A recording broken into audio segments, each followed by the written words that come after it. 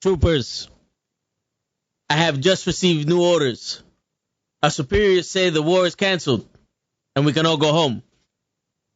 Bison is getting paid off for his crimes and our friends will have died here.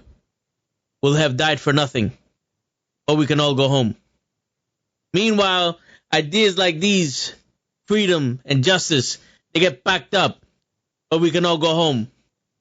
Well, I'm not going home.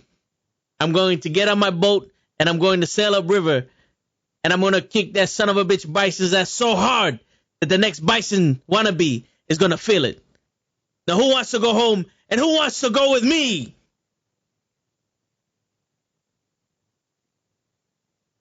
It's your boy Twtich in the building. I see you still refuse to accept my godhood. Fine. Keep your own god. Matter of fact, now would be a good time to pray to him.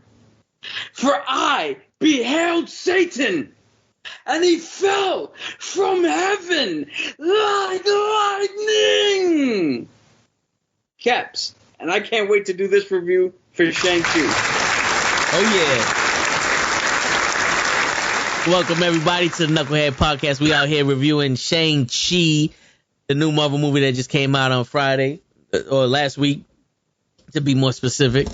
And I'll tell you one thing. We're going to start off with the non-spoilers. So if you haven't seen it, it's all right. You'll be able to hear the non-spoiler review.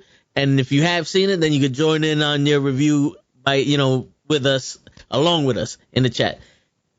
Cap, I want you to start it off. Start it off with your non-spoiler review.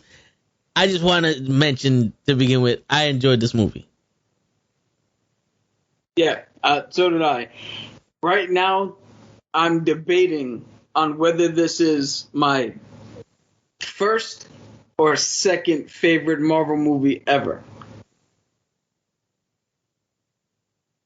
So, hold up. We got the opinion already in the chat. I can't pronounce your name, bro, but bear with me. Befer, the Hababi. Shang-Chi was dull and unoriginal, paint by numbers Marvel movie. You really had that opinion about it. Okay. What part of it, if you don't mind, what part of it did you think was paint by numbers? And keep in mind, we're not doing the spoilers just now, so, try to keep it out there just because, other people watching. But what's your opinion on that, Cap, before you get into your review? Dull and unoriginal. This is Marvel's first martial arts film. They tapped into Eastern movie making. They told a story that has never been told before, and so I'm talking specifically with Shang-Chi. And if you want to say dull and unoriginal, every single movie narrative has been done before. So there is no original anything.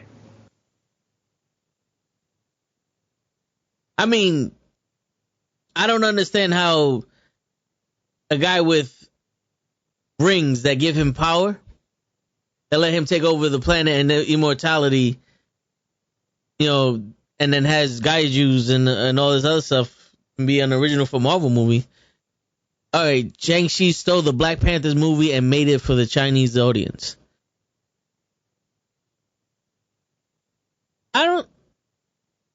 I felt like if you're going to reference anything, it was more like Coming to America, but I mean, Black Panther didn't leave to run away from his nature. You know what I'm saying? If anything, he accepted the role as King Black Panther. Like, I get where you're going, but it's a stretch there. There's a stretch there with your analogy comparing it to the Black Panther and how it was made. They made the Black Panther for Chinese. You want to elaborate on that, Cap? Or? No, I mean, the only true similarities are the Black Panther was a tentpole movie and a step in the right direction for an entire group of people. And Shang-Chi was the same, where it was a step in the right direction and a milestone movie for a separate group of people. But after that, that's where the comparisons end. Because Black Panther was nothing like this movie. But here's the thing. Which we'll get into in the spoilers. Yeah. See, I think this is where you're getting mixed up. I'm sorry if I mispronounced your names. He said Wakanda was a hidden world and Shang-Chi village was hidden too. That wasn't a hidden world. That was another dimension or another universe. Because remember, she referenced saying your universe was getting threatened also by the Gaiju. You know what I'm saying? That was another universe inside, like with a gateway from Earth.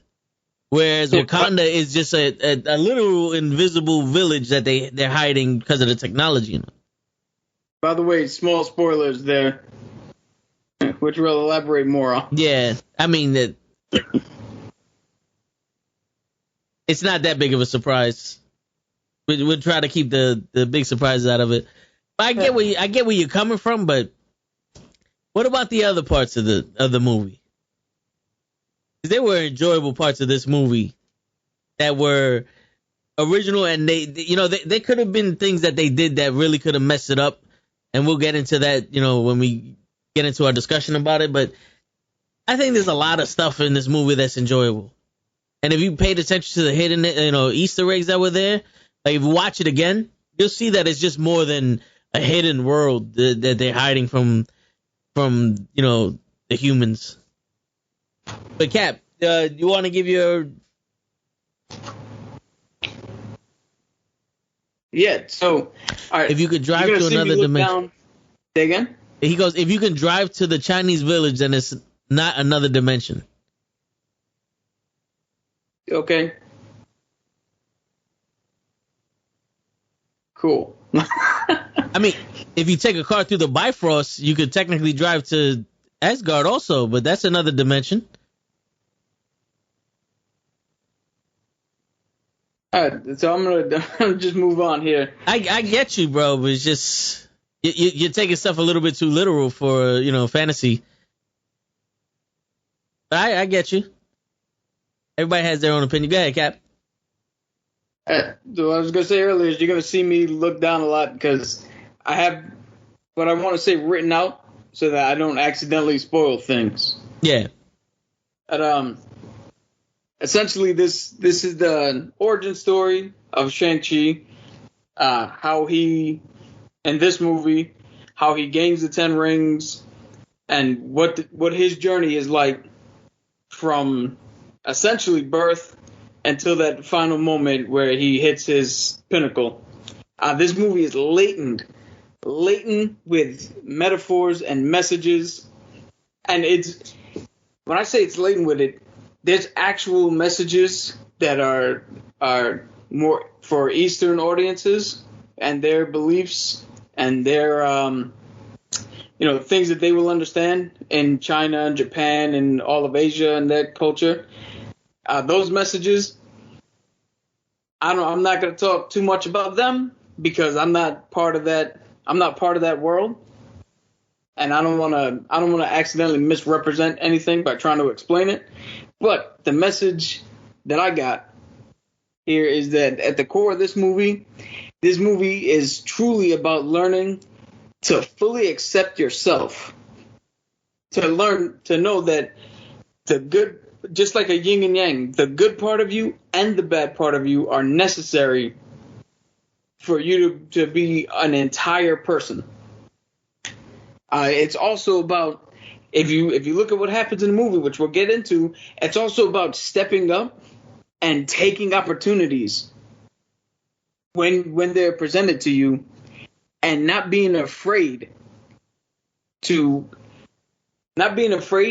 let yourself go to places that are necessary, and not be afraid of letting certain things impact you the way they're supposed to in order for you to move on, progress, or, like I said before, become a whole of a person. Also on top of that, cinematography was excellent. The fight choreography was excellent. The 3D, the animation was good for all the stuff they had in there, which we'll talk about more. here's some of the shit. What do you call it? I've heard people say that there was a slowdown in the second act. I believe that was a necessary slowdown, so you get a true grasp of the motivations of the bad guy in this film. Without that, the bad guy could have fallen flat. But with that slowdown and that explanation of what his motivations truly are and what he actually allowed himself to become, that I think that had a greater impact on the finale of this movie here. Let's see what else we got here. So, what do you call it? Aquafina. Aquafina was good.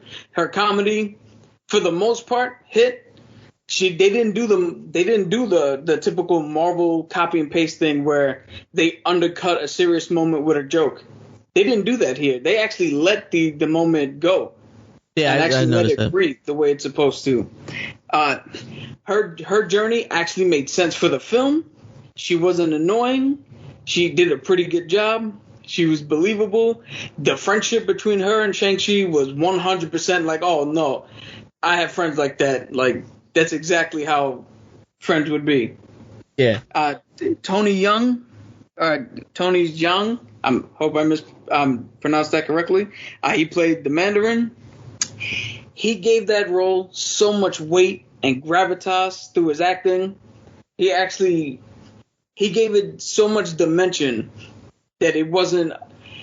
You could have took all the Marvelness out of this, and his character still grounded, still believable, still threatening when he needed to be, still non-threatening when he didn't have to be. Every inch of what he said is something that you believe in, something that you're like, all right, yes, I could see this person. If you rip him into the real world, this is exactly who this person is. So that was pretty good. They had nice little winks and nods to the MCU. This mythology, the brand new, the Eastern mythology, something we haven't seen before, fits nicely, I think, into the world of the MCU. What else? The stakes in this movie. The stakes were personal, but still big enough for it to matter more than just to the characters in the film.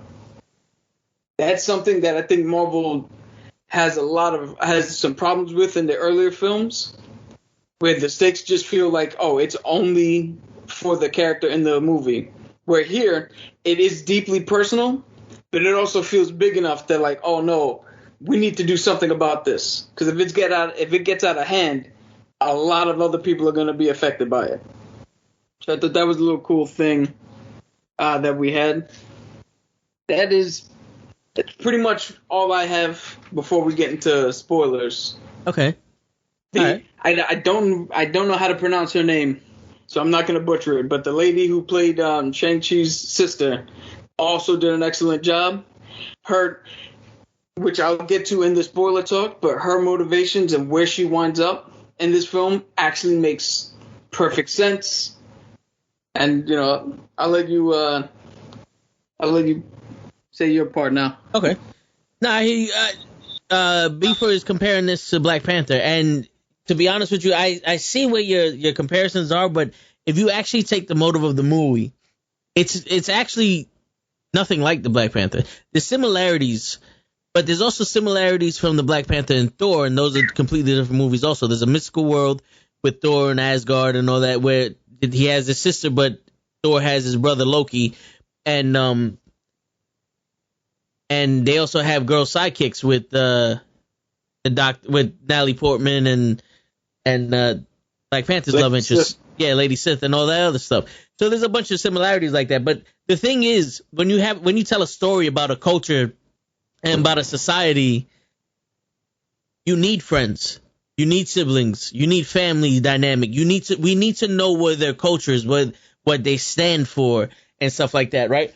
So Wakanda, it was all culture. It was basically their nation and how they didn't want to be corrupted by the outside force, and Ragnarok or Thor and those basically where it's magic, and they're now introducing it to the world of of what we see and all that.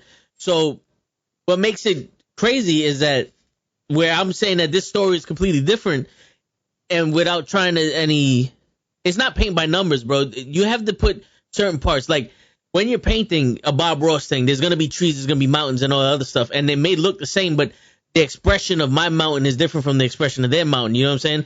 So where you're looking at this as Shang-Chi is a movie that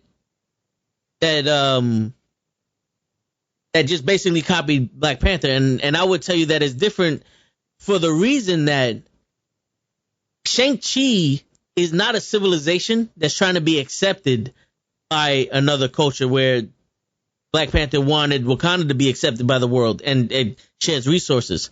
Shang-Chi is more of a love story, because the main plot of this movie, without the spoilers, is not really Shang-Chi. You know what I'm saying? It's more of his mother and his father, and the way they did the introductions of the characters, and the flowing of his mother and father, how they met. It was so beautiful, and to see the Asian culture represented that way was amazing. So, like you said, if you take all the Marvel stuff out of it, this is essentially an Asian cultured martial arts film that has so much more beyond it than just mystical lands and a sidekick and a sister. You know what I'm saying? Because as opposed to Black Panther, where he had his sidekick and there were dynamics of how he was, and him and his sidekick had a thing, and his sister was just a smart ass that was just, too smart for her own good at times and all that other stuff. And they had the white man come in and help him out, and it was all, my culture power and all that other shit. This was basically, his sister was a badass that he didn't even know. His sidekick didn't know him because he was trying to be half of who he was. His sidekick wasn't fully able to accept who she was either. You know what I'm saying? So in the Black Panther, every character there knew who they were, who they wanted to be, and what they stood for. Now, their ideals may have been different, but in Shang-Chi, the only one who knew who they were and who they stood for and what they wanted to accomplish was the father and everyone in the mystical land, right? So your comparison, sir, is paint by numbers. If you take another shot, watch the movie again and experience it, not as someone who's trying to compare it to something else. Just experience the movie, and you'll see that there are differences. You know what I'm saying? The Black Panther, the plot wasn't his mother and father. The Black Panther, the plot was his father and his brother. See, now, T'Challa was the king of Wakanda, but he had to suffer the consequences of the choices that his father made when he exiled his brother, because his brother had a child from an outsider, and that's why he was out. And his brother had to become a gangster for that. Now, T'Challa had to live with, do I accept him for him being a Wakandan, whether he was born here or not, and open up and go, our ways of thinking is old and we need to update it. There was none of that here. There was none of that in Shang-Chi. You know what I'm saying? Like, I get Black Panther had a mother and father, but it's not the same as this one. Like Shang-Chi, like, we'll get into the spoilers later, but for T'Challa, his mother was trying to let him be him, and he was trying to live up to his father's name, where he knew exactly who he was, but he's like, I'm not my father, and I know that the way that the former kings of Wakanda did this is wrong nowadays, so I have to change. I have to be the one to change shit. Where Shang-Chi is, I'm both of them, but I don't want to be. You know what I'm saying? Like, I don't want to be that side, and he had to accept that no matter if he wanted to or not. He is. It's very well put. Yeah. Show, what's going on, Show? What's up, fellas? How y'all doing? Yeah, Joe, before we ask you anything, did you see this movie?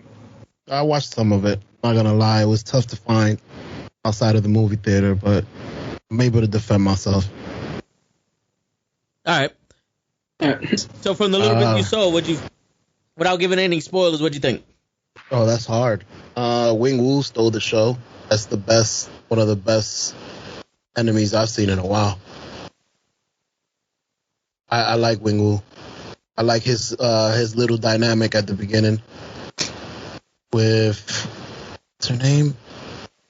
I'm trying to think. With his wife, I think it was. What's his wife's name? It starts with an A. Wait, which character are you talking about? Give me a second, because that's a notes. Shang-Chi's mom? Yeah. What's her name? Yeah, to be completely honest, I'm so worried about butchering these names that I didn't even like. We could just call her the mother and father.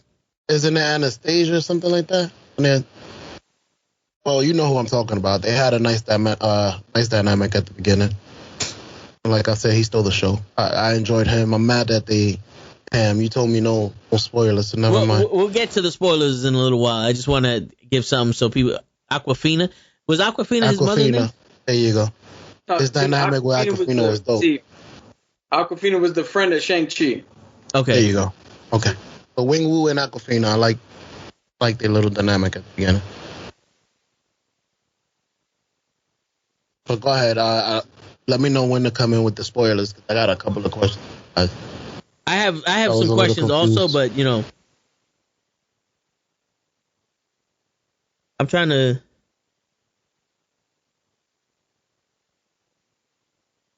Oh, okay. So Shang-Chi's, I just looked it up. Shang-Chi's mother's name is Li. Li. Okay. And his sister is Zulang. And the sister is Xiling. Yeah. All right. Okay.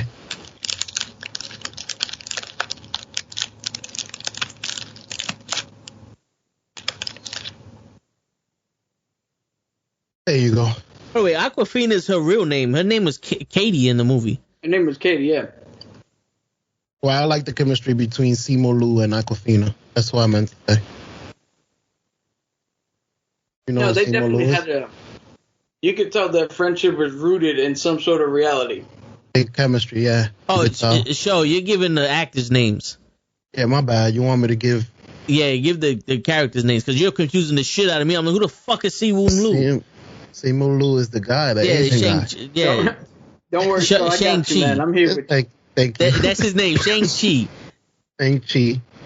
And what's Awkwafina's name in the movie? Katie. Katie. And Katie. That should be the easiest one to remember. There you go. They had a lot of chemistry, you could tell. Have they worked together before? No, this is the first time they've worked together. Oh. See, that's the thing about this movie is it's what do you call it? So, as you were saying with Black Panther, this is a story. Shang-Chi is a story that you could put any one of us in, and it still works. Take the martial arts out of it and just put a Puerto Rican in there and keep that same dynamic. It still works. Take somebody from Italy, put there in there, and instead of the 10 rings, it's a wine orchard. That dynamic still works. The things that happen in the movie still work. This, for it saying that it's a cookie cutter, copy paste Marvel thing, to me, this is the least Marvel movie I've seen. Correct. And that's why I have it at 1 or 2 right now in my favorites. So Buford says Shang-Chi and Black Panther both had a comedic fish out of water characters, Ben Kingsley and Martin Freeman. Yeah, but Ben Kingsley was given to us in Iron Man 3. You know, this isn't a character they made up. It was given to us in Iron Man 3 and in Hail to the King, that short movie. So was Trevor. That's who Ben Kingsley is. Not to mention, if you're gonna be mad at that, be mad at Lethal Weapon for giving us Leo Getz. No, but that comedic fish out of water. But also you can talk about Thor, the comedic fish out of water, the Natalie Portman's assistant, Darcy. Yeah. You know, there's a lot of movies that have similarities, and to have a comedian do the funny thing, like Ben Kingsley is a tremendous actor, but his character is that character you saw. He's a delusional, high, coked out of his mind actor. Now, if they had Robert Downey Jr. in there playing Tony Stark, guess what? He'd have acted the same way he did in every other movie that he played Iron Man in. You know, that's how you can control the role. Now, Black Panther, Mark Freeman wasn't really a comedic actor. He was just so out of place there because he was white that it just seemed funny. You know, there's in a lot of movies where you're trying to introduce a concept, like a new concept or a new mythology or a new world, you need an analog character that doesn't know what's going on, just like the audience. Just so that when things get explained, it doesn't seem out of place. Because if you only had Black Panther, T'Challa and Black Panther, explaining to him how Wakanda works makes no sense. He's the king of it. He should know how it works. So therefore, we lose out on getting those expositions because we don't have an analog for somebody who's representing us going through the movie. So that's why a lot of movies have those characters in them. So, Buford was saying, you're proving my point. This movie brought nothing new to the table. It was dull. Now, anyone who's watching that doesn't want to see spoilers, Kenny, my bad, bro. What's going on? Welcome. Appreciate you stopping by.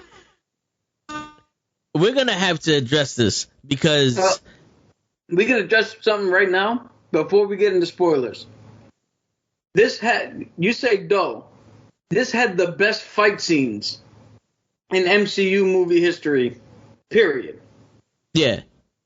That's because it was rated R. You think a fight scene in this, and again, you're entitled to your own opinion. This isn't like a... we're not trying to say you're wrong or nothing. Like, anybody personally. But... it was rated PG-13. So. If anybody thinks that the fight scenes were dull, I don't think they've ever seen a fight scene before, because there is no way anybody, Stevie Wonder, can look at this movie and go, that's some badass fight scenes. All right, here's the thing. It brings nothing new to the table. Now, what I'm going to disclose was in the trailer, so it's not really too much of a spoiler. I'll forget it because I'm going to spoil it after that. They disclosed a fight ring, an underground fight ring, where metahumans, like, what are we calling them? Like Abomination and all the other ones. What kind of humans are these? Shit, I don't even think Marvel has a name for them. Yeah, so we could just go with superpowered. With superpowered humans are fighting underground, and they're also explaining the mystical lands of Asian culture. You know what I'm saying? Now, they introduced the 10 rings, which have power within themselves, a different story within themselves. And they introduced someone who, well, not someone, they introduced a whole entire clan of the 10 rings. This is another dynamic of Marvel. I would argue that that's new in itself. Besides the Chitauri and Hydra, there's no other clan, like there's no other evil group in Marvel. Well, in Marvel proper, the TV shows had a couple. No, but I'm saying like in the MCU, right? There was, and Hydra wasn't even that big. Hydra was only around for Captain America. Now, not getting into the spoilers. But you know what? Kenny, my bad, man. This may have unlocked Fing Fang Foom, which is a dragon. They showed an actual mystical dragon. You tell me where in Black Panther any kind of African lore, African creature of legend came out to help them fight. Show me that. They also showed how not only is there more powerful things in this world than Thanos, there are more people out there protecting the universe, the galaxy, and life existence in itself. None of that was shown in Thor or Black Panther. You know what I'm saying? Also, Black Panther was more about slavery and the Western culture not accepting them because they're different. There was nothing about Asian hate here. There was nothing about not being the same or not being accepted because you're different. It was actually, this whole thing was you're not living up to your potential. His best friend that got married gave him the treatment. Yo, you have a fucking doctorate in 3 different things, and you decided to be a fucking busboy. You're over here, you know 4 languages, you know this, that, and this, and you're a busboy. The mother, when you're gonna marry my granddaughter? Oh, we're just friends. No, you guys need to, do that because you're good for each other. The mother, what the fuck we came to this country for? You're not doing nothing. The brother's like, I'm proud of you. They're not living up to the potential.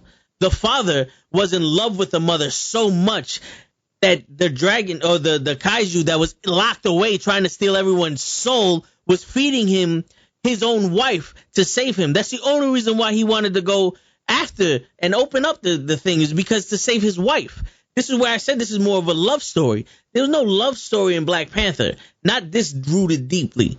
You know what I'm saying? They lost their mother. And this guy, as soon as he lost his mother, he lost his soul. He lost his fucking hope. He lost the love for his daughter. And he turned his son into a fucking ruthless killer. None of that was in Black Panther. And the reason why he left is because he knew that that my father's a ruthless killer, and I am also, because I killed homeboy. I didn't want that. And he left his sister.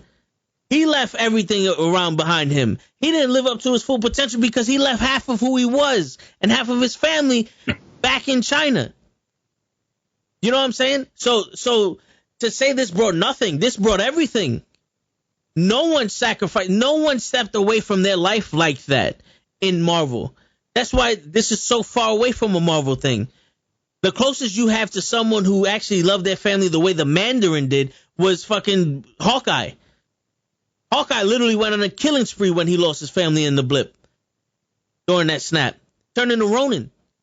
What did the Mandarin do? He turned back into the 10 Rings and he killed everyone that killed his wife because of his past. The other dimension that you can drive to, not many people could do it anyway, but you had to go through a dimensional wormhole to get to them. Amazed. Yeah, you know what I'm saying? They also knew that even though your father is a murderer and not worthy to be here, he's a part of you. Accept it. You cannot, you have to accept who you are fully, the good and the bad. And the artistry in the fight scenes and the way that they did the martial arts was there. It was so beautiful. There was no martial arts in Wakanda that was that beautiful that they can touch upon, because this was mostly Asian culture. My bad. What's going on, Krills? We're talking to one of the viewers who said that this is a paint by numbers, typical Marvel movie. It's basically Black Panther with Chinese people in it. I don't know how you feel. Before I forget. I feel them. No. I'm just explaining how I see the differences there. You can get into your thing later. That's where I'm at now. Show, go ahead. Before I forget, the problem he might be pointing out is to me, it wasn't a Marvel movie. It was more of a Jackie Chan kind of movie. It wasn't mystical. It was fighting. But maybe that's what he sees as difference. No, I understand. I'm just saying maybe that's what he sees as. No, he's difference. Saying that this is the exact same as every other Marvel movie. Oh, nah. There's no fighting in Marvel like this. This is choreographed. This was like Crouching Hidden Dragon and stuff. The choreograph could have been better. It was nothing out of the ordinary that I haven't seen before. You know what I mean? My take. That was it. My fault. Carry on. Continue. Oh, another thing. Couple years, Kenny.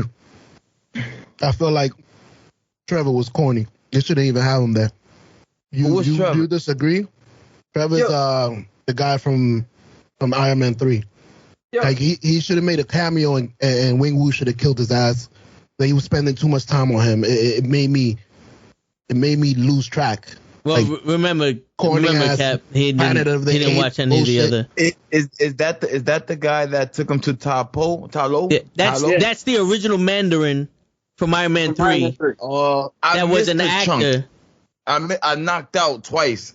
That part when they meet up with him at the bar and they were just yapping and yapping, I dozed off. Then I woke up and they crossed the waterfall to get to Talo. That's when I gained conscious again. Give me a second, Chris. By far, the Raid had the best fight scenes in the world. But what we're talking about, these are different types of fight scenes. When he fought his mother, his wife, that was just a work of art. What's going on? How he loved the movie. Yeah, there's a different type of fight scenes. There's different types of comedy. There's different types of action. There's different type of fight scenes. But for actual Asian culture, this is a different fight scenes from the other Marvel movies. You compared this to Black Panther. None of this fighting was in Black Panther. Yeah, the fighting with the wife was art. That was cool. That was nice. That was sweet. That was dope. Yeah, Cruz. Go ahead, that was dope. No, I was gonna say that fight scene told an entire love story within the context of that one fight. Yes. Where other stories would have been beating you over the head with scene after scene and corny dialogue and stupid shit that's being said. They found a way to show you how and why these two would fall in love. Choreographed in one of the most beautiful fight scenes I've seen since, like Sho said, Crouching Tiger, Hidden Dragon, or Hero, or one of the other films that come straight out of China that have these type of fantastical fights within them. Is that when they was doing the Tai Chi against the 10 Rings? Yes. Okay. Props for you for knowing that there was Tai Chi mixed in there. Yeah. I know real martial arts. Yo, did you know that in Chinese, Shang stands for above or on top, or to be like upper level and all that, and Chi is life force. So Shang Chi actually means in English to power up your life force. Just so you know. That's info. I like it.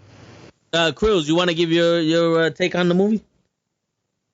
My take on the movie, it was a little too long.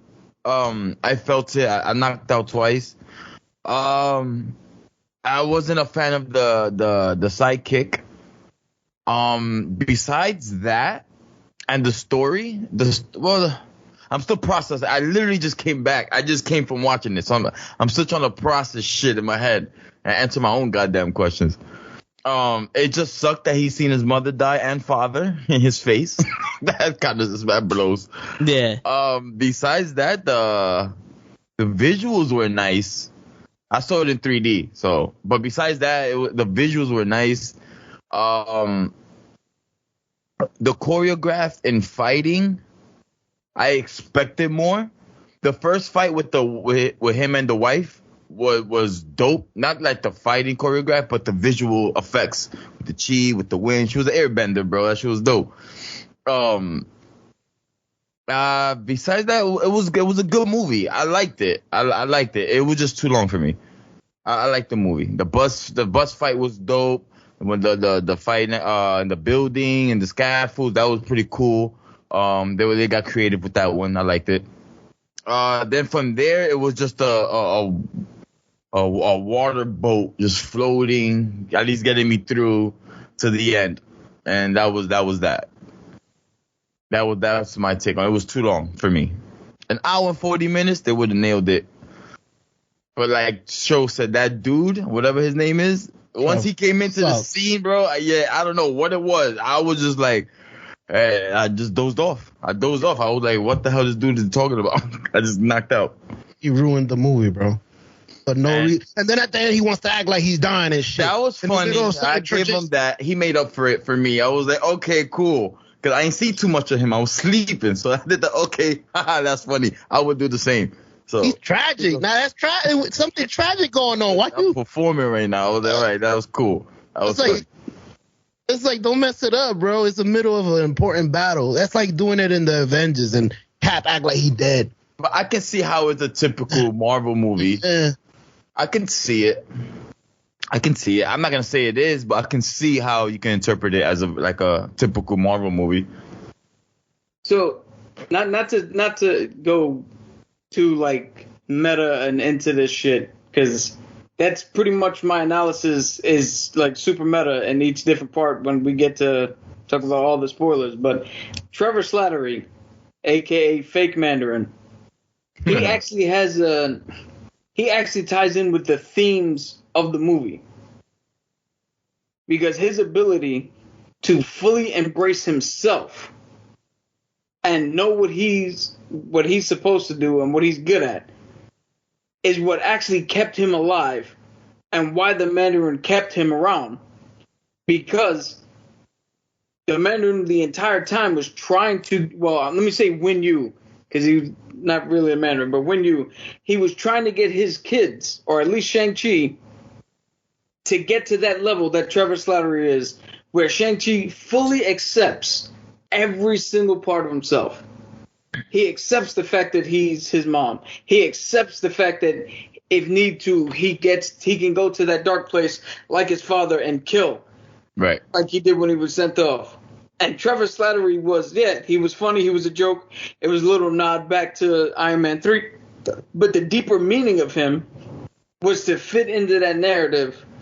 And the whole thing at the end, that's the most clever way to take a character who you know should not be in the fight, will probably die in 30 seconds, and get him out of the way so that you don't have to do any more screen time with him picking up a shield or a sword or doing some stupid shit. Right. He plays that because he's an actor. They didn't allow him to ruin the movie. They gave him his cut of the pie and just said, "Shut up, stay in the corner, don't ruin it." I was happy. Yeah, finish. No, I was gonna say I actually think that this actually ties it. So if you look at all three things, Iron Man 3, Hail to the King, and then this movie, it actually gives you a complete circle to where he was funny as shit. I'm not gonna lie. In Iron Man 3, he was amazing. Ben Kingsley was super funny. That character was super funny. But he was a little less serious because he wasn't what was advertised. Hail to the King was a little bit of an apology, saying, "Hey, we acknowledge that this is not what you guys want. We'll fix it." Shang-Chi was them turning around, giving the explanation for him and what the shit really is, and then turning around going, "Yes, you now know he's not real, but that same character that was lovable, but you may have missed the first time in Iron Man 3 because of the disappointment that he was not actually Mandarin, we'll give it to you here so you get to appreciate what Ben Kingsley did with the role and with the character." No, yeah, I mean, I actually enjoyed the fact that he was there.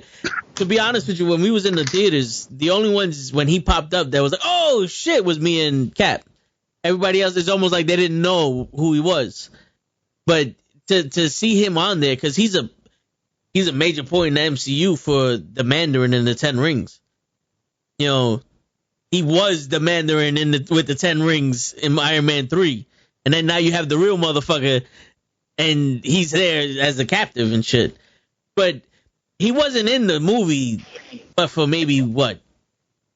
Not much. Yeah, he wasn't in, like, I can understand if he was in the entire movie and fucked it up like shows making it seem, but my man was in the movie for maybe at most 15 minutes, and he wasn't even a major plot. He can understand what that faceless thing was that can talk, you know? But yeah, that was pretty funny. I woke up to that. Yeah. I woke up to like, wait, where am I right now? Nah. I saw some headless shit and I was like, wait, what is that? But I'm not gonna lie. When Katie, the character, that's the actual character's name, when she came up, I was already ready not to like her. I was ready. I was like, yo, I know where they're going with this chick, right? Yeah, I was like, I know where they're going with this chick, and I don't like it. And then it was. I ain't like it. They did the car thing, and I'm like, all right. And it stopped there. I was like, all right, good. They didn't go overboard with this fucking character. She was just enough. That was funny. I was thinking the same. Yeah. Until she hit the last shot, I said, "Really, her? Yeah, That's the auntie. Yeah, her." but every other thing, I was like, all right, she's acceptable. She's acceptable. But I don't know if you was watching the comments late. Buford's comparing it to Black Panther, and we was. Yes, I saw that. With all due respect, I don't agree with it. And I think it's the dumbest comparison I've ever heard. Because if you've watched the movie, it does not follow like Black Panther at all. And side note, they didn't go with the actual Shang-Chi like origin story. Like the one from the 70s would have been really racist. Oh yeah. So, but the fact that it got so Americanized and MCU, it fits both the character and the actor. Like that's the perfect guy to do what they set out to do, And the fact that the guy looked like he put in the work, which he did, is amazing as a martial arts fan from the other's perspective. You know what I'm saying? As it comes to, what is her name? Awkwafina? Is that her name, right? Yeah. Awkwafina. That's her real name, yeah. I thought she was okay. She You was like the dynamic with her husband? She didn't bother me. She didn't bother the story to me at all. Except for that whole Hawkeye thing when she became dope in 3 seconds. Yeah.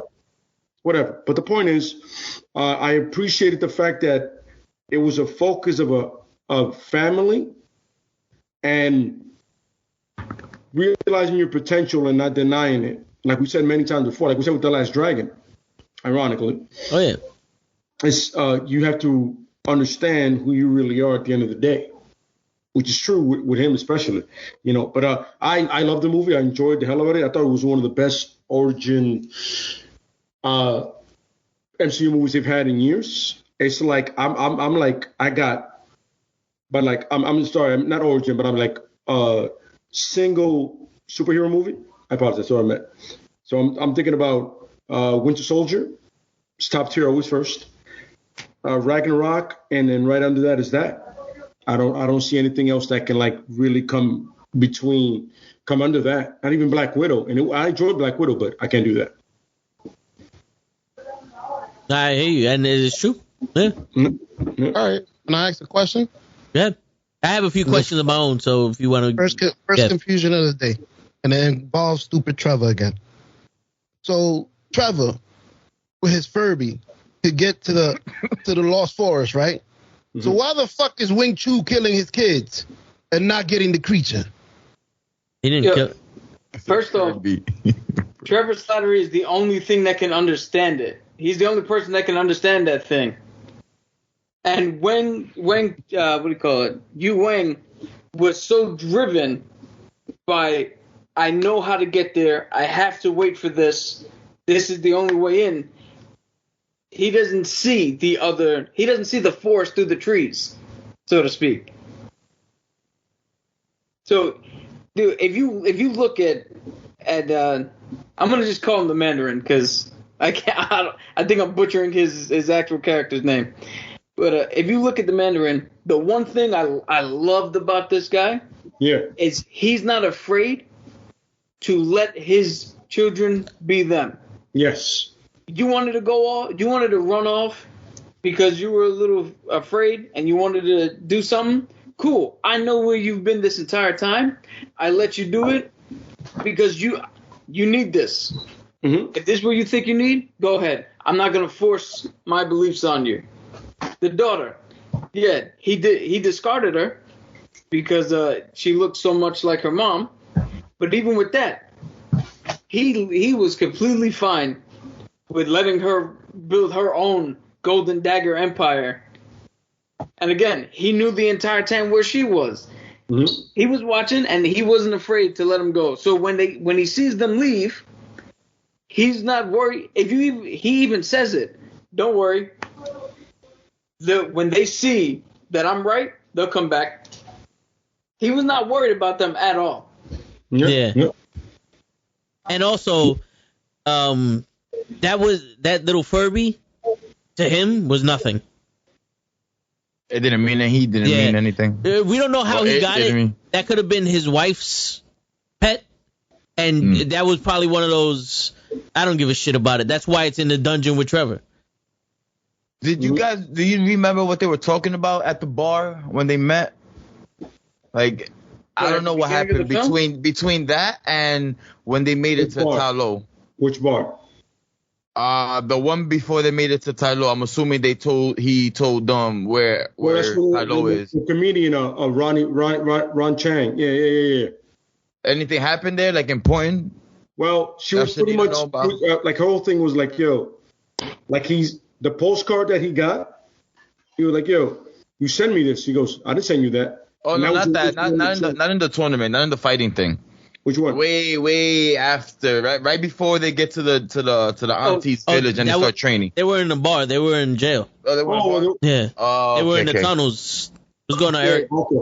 So the main thing with that you missed is you didn't miss too much. Trevor saying that he understood the little thing, and that thing he knows how to get through the fort, how to get through the maze, so you don't have to wait like the Mandarin was waiting for 3 days and the moon. 19% he knows. Yeah, 19% he can get there. He said 19% I'm aware of how to get there. Not 90. 19. But they made it though. Yeah, but they made Visually, it. Visually, it looked nice. I'm way less than 100% sure how we get there. The question, Toby, before you get into your questions, I only have one.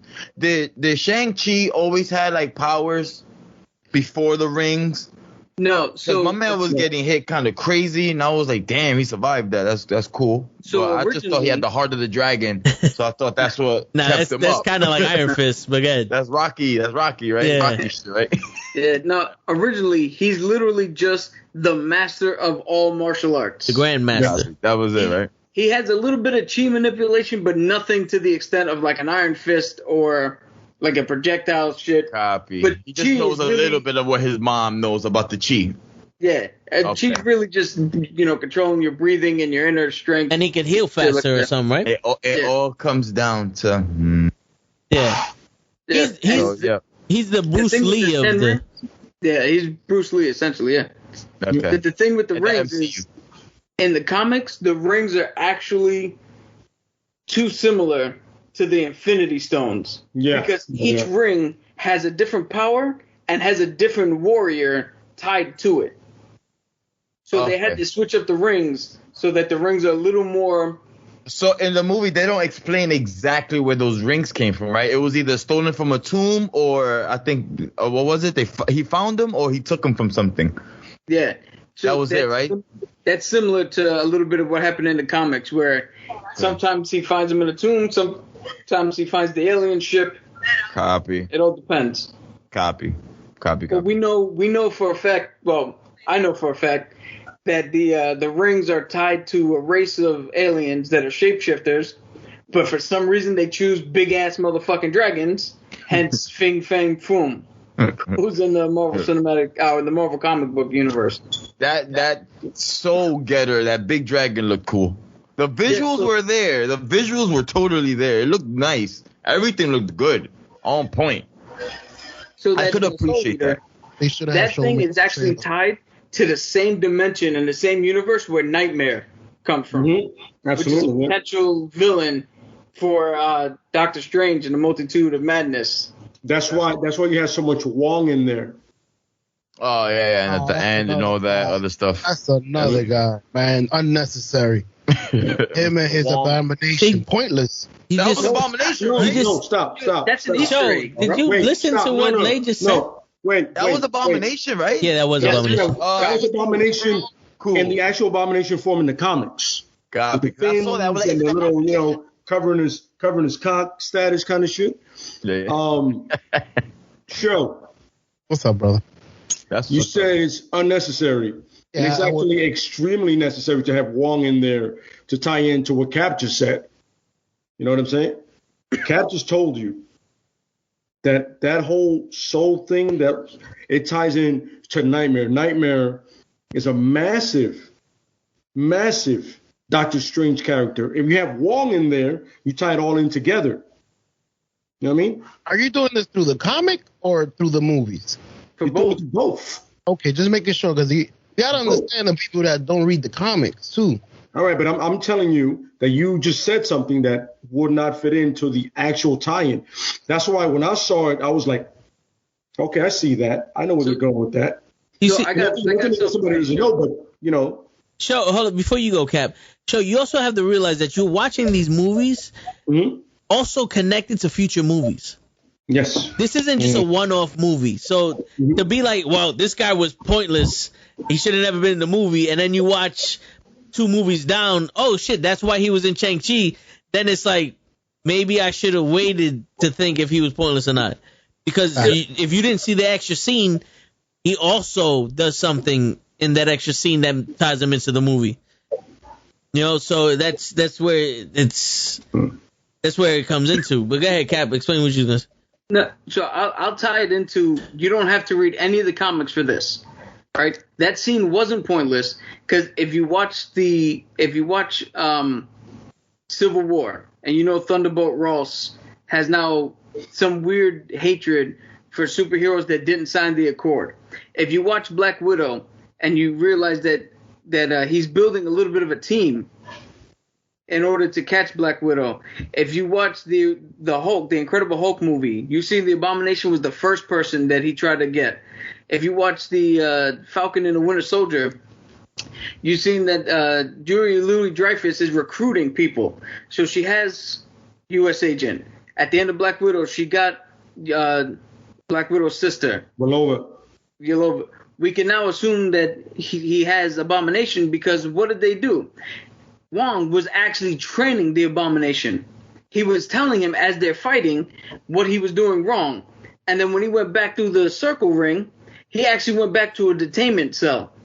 So why would you have Wong bring the Abomination out of a detainment cell to fight in a crowded place with people, to train him and to bring him back? Because they're trying to rehabilitate him, and that's leading to something. Could be the Thunderbolts, could be the Dark Avengers, but that wasn't pointless. That was an Easter egg for anybody who was paying attention for what's coming next. I don't pay attention. Why are you assuming this? No, I'm just messing. Also, Cap or Lay, describe the Easter eggs that happen in that scene, like the people fighting in those little pods. I don't know if you caught that, Lay. But so besides the standard, what you would see in every martial arts thing, the karate guy and the sumo guy, they had 2 big standouts. One was the dude with the blue army pants who was glowing yellow. He was an extremis patient. So he was from Iron Man 3. Yeah. He survived. The person he was fighting, which I found out later because I'm not that intelligent to pinpoint shit like that, but I found out later that she's actually a Black Widow. She was in the Red Room in the movie Black Widow. She was one of the ones that they freed at the end. And she showed up here because now they're free. And she was in one of those pods. Yes, she was in one of those pods fighting. Yeah, that's what I was telling you about. I was hoping that place was match report, but, didn't happen. That's cool. Okay. And he's actually correct. It's one of those things where, it's like anything when you have a superpower, you're gonna, you're not, everybody's not a superhero team. You got to make money somehow. Use it that way. And can that also be the place where U.S. agent goes and becomes an intergalactic wrestler? That very well could be what the MCU version of that is. Yes. Yeah, possibly, yeah. Okay, all right. And instead of wrestling, because now we got to bring it to the future, it's intergalactic MCU. And not MCU, UFC. No, yeah. All right, so does anybody have anything else to say before I ask these questions? They're not a lot. It's just like statements, and then we could talk about it. Because I feel like I wanted to touch on one thing before we get into the questions. A couple of times Aquafina was brought up and her thing with the arrow. If you notice, she only shoots 3 arrows. One at the beginning where she's like, oh, shit, I might actually be good at this. One to hit one of those flying little bat soul suckers, and the one to hit the big guy. They didn't overuse her. She didn't all of a sudden become Hawkeye. She just shot 3 arrows, they were effective, and we moved on. And that's a big ass neck too. If you missed that, she shot like maybe 4 or 5 because I think she did 2 shots at the target at the range. Well, but I'm saying it was just the range, the bat, and the big thing. Yeah, it wasn't. Sit there. She didn't have a quill of 50 arrows and start plucking everybody out of the sky. I would have loved if she took the shot, missed, but right behind her was the old man. Clack out. You know, that would have been dope. Just because I like the old man when he was like, "Don't die." Beautiful. He knows how serious this shit is.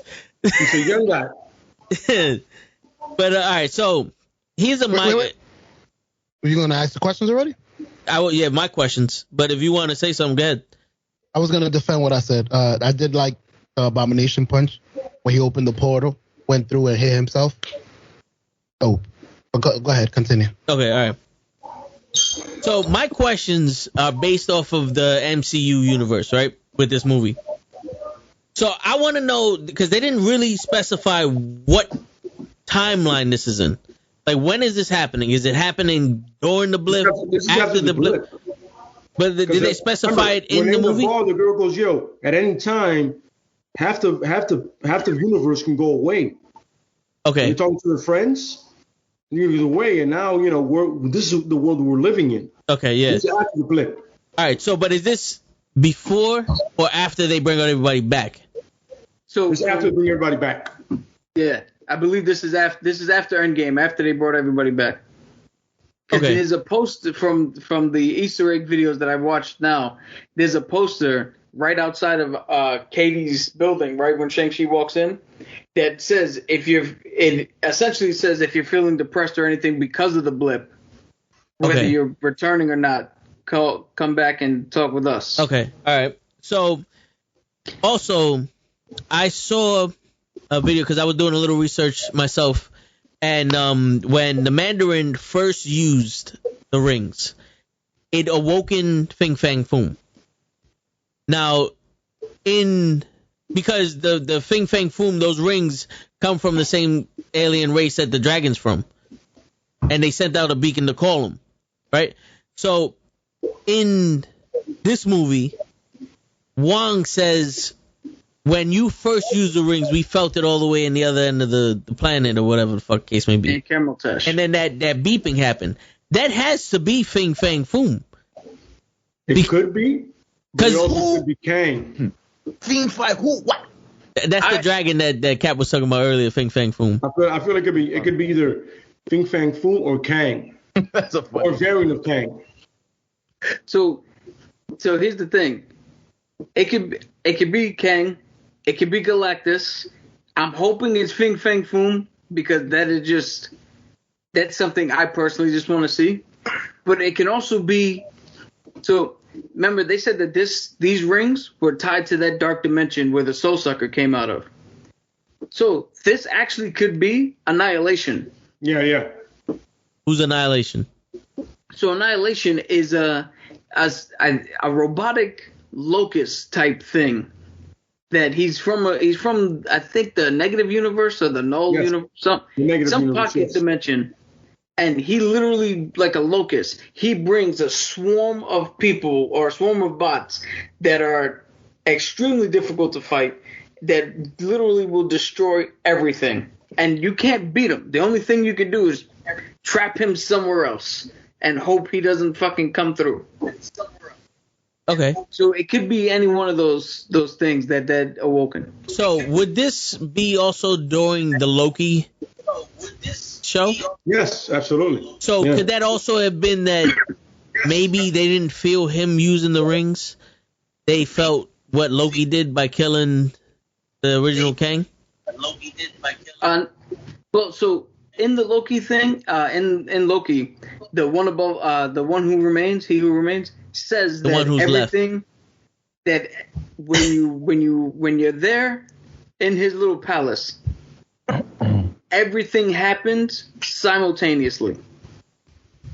So Sylvie killing him, Shang-Chi using the rings, Spider-Man killing Spider-Man screwing up Doctor Strange's spell and opening up the multiverse, Wanda reading the Darkhold. For him, all that happened at the same time. Okay. And I believe he said, when he was gone for like 10 years. That's what his father said. Yeah. So if it's after the blip that happened, it puts him in like 2024 or something like that, which is right around Spider-Man Far From Home. Mm-hmm. So in the MCU actual timeline, I think it's either around Far From Home or right at the end of Far From Home. Okay. Yeah. So, all right, I have another question. Like, on a power scale, based off of the Infinity Stones and all the other, magic or weapons that we've seen, how powerful are these rings exactly in the MCU? In the comics or in this movie? In the MCU. Or in the comics, but mostly the MCU.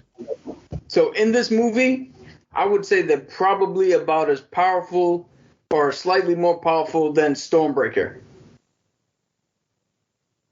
And they're not as powerful as the Infinity Stones themselves, because the Mandarin didn't snap and kill half the universe. He can't do that with this. But they're on the level of Stormbreaker. Okay. Sorry, guys, I'm going to fucking war over here. Yeah, spray My something bad, on yo. it. Spray something on Yo, it. the fly, like literally right in my face, yo. Trust me, I'm bro. on my I way. know I'm on my about way. flies. Yeah, I just mute myself, so if y'all see me go crazy, here we go. I saw the seriousness, bro. You went Chung-Chi on that fucking fly. Choo-blue, bang, bing. There you go. There you go, Lay. Now you know how the killer fly. Bing, There you bang, go. bing. No, that's the sound from the name of the dragon that I be using. What is it? Fling Fang Fu? What? Yeah, that Fing Fong Fun. What's the name of that dragon? That's a dope. Fling Fang Fu? Yeah. Catch that motherfucker. What a fucking name. So, Lay, what's your opinion on how strong these 10 rings are? Before you kill Show First and foremost. Throw that out there. Couple of elbows. Fling Fang Fu. Show, do me a favor, show. Don't press Do a little no more button. research. I'm not even going to get mad. I'm saying a little more research. Cap just said the name. So, a little more research, and at the end of the day, go fuck yourself. But in the comics, the rings are very powerful. But in the MCU, I would figure they're a little above Stormbreaker, because even in this 1,000 years of using them, I'm not going to say the Mandarin, because that's fucking ridiculous, because it's not the Mandarin. He used it, he had a single goal in his purpose. And if you were to use every ring individually correctly, it would be something else. I feel like at one point, Shang-Chi, during the next phase, will use it better than his father did. Like, he'll master it better than him, you know what I'm saying? Because he's not a piece of shit like his father was. It's Period. Shang-Chi. Chung. Shang. Shang. Chung. Shang.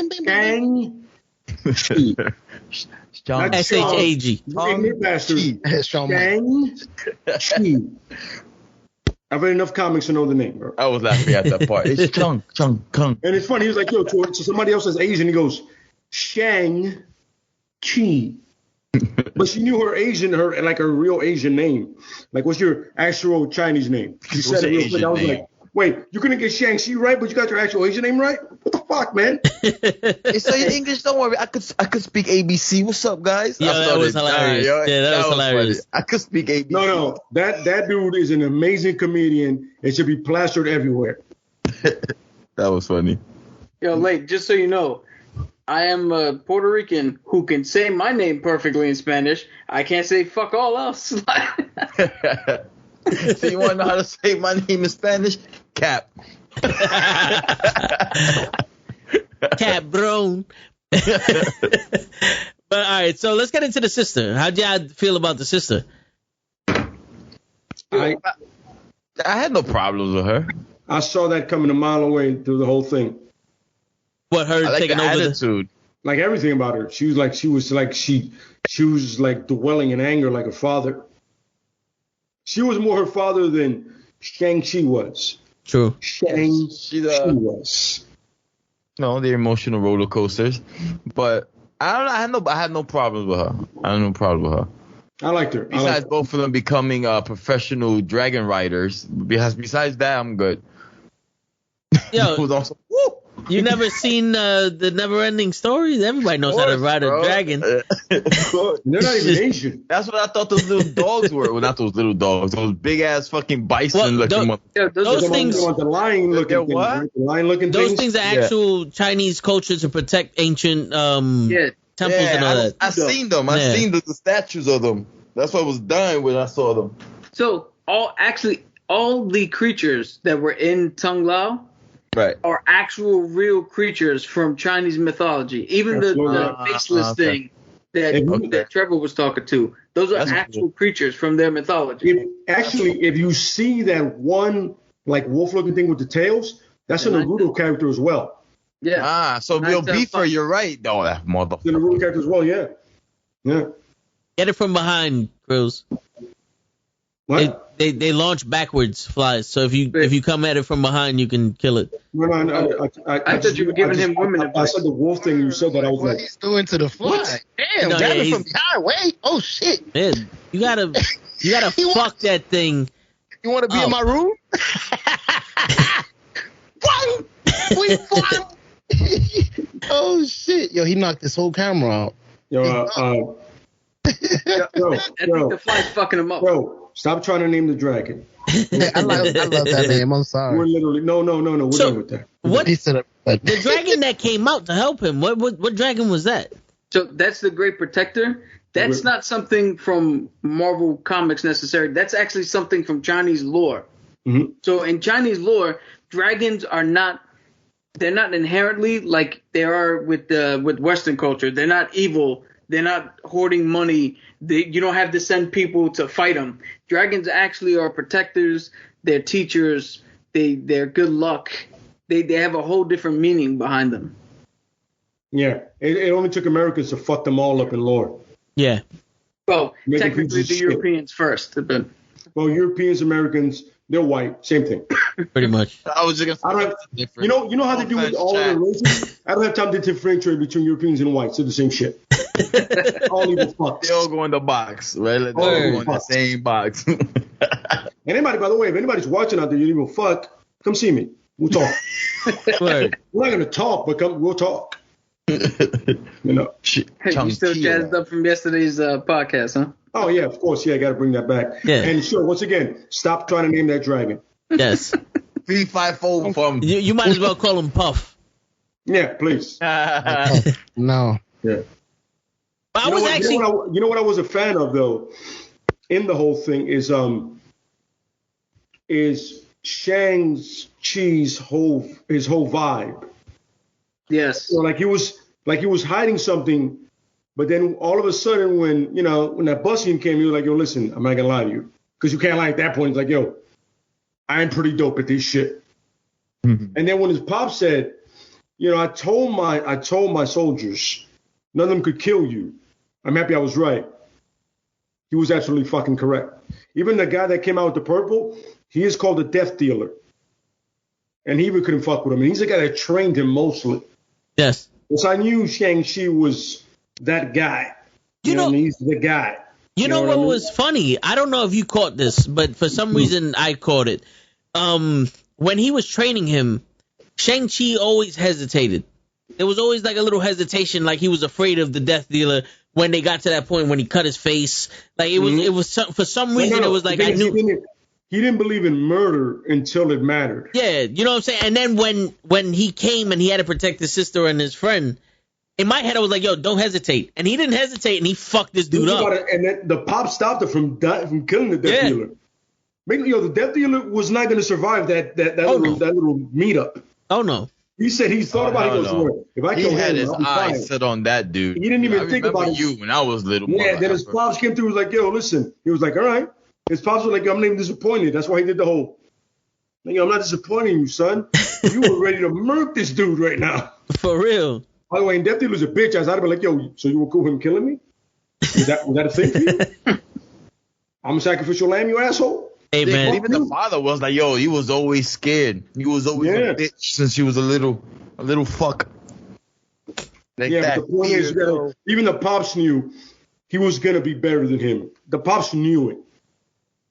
I would hope You so. know, Training at you the know age the of guy's gonna be 7. better than Shit. you. What?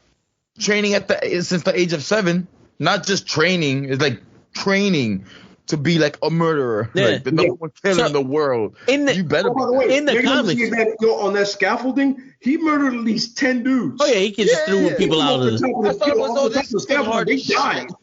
Murder. That's Yeah. murder. Everything was ill, bro. I like all of it. And Oh, by the way, so that the Mandarin scaffolding came in, I guess. was a great shout out to Rush Hour 2, by the way, by Brad Allen. Rest his soul.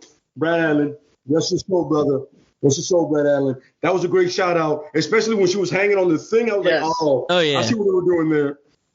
And if you're a huge Kung Fu fan, you saw that from the get. Yeah. Like, yo, this is the Brad Allen. Brad Allen did this the whole way. With the bamboo. We need to have more breaking. Yeah.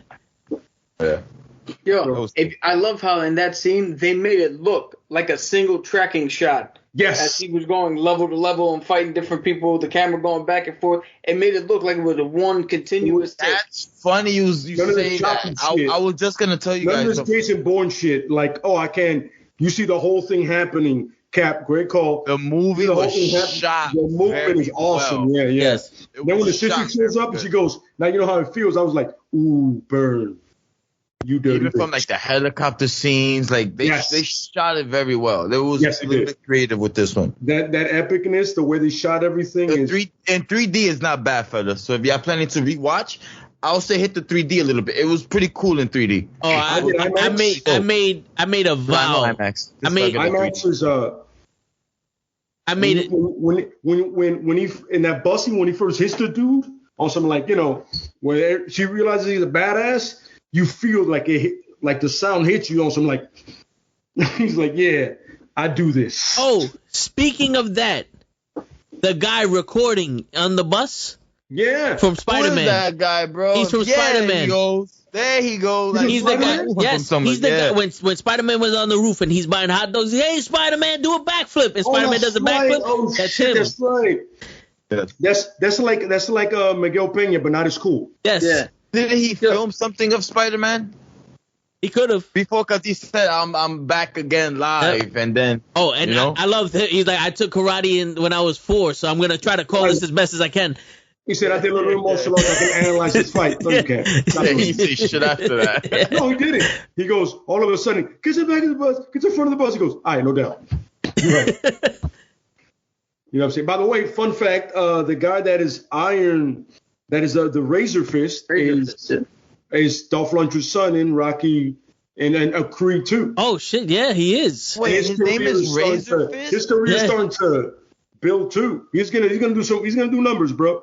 In the comics, both of his hands were blades. Yeah. In the comics, that's what it is. But the reason this makes sense is because You can't jerk off a piss when you. with the new 10 Rings movie, he's gonna lose probably the other one, and it's gonna become that.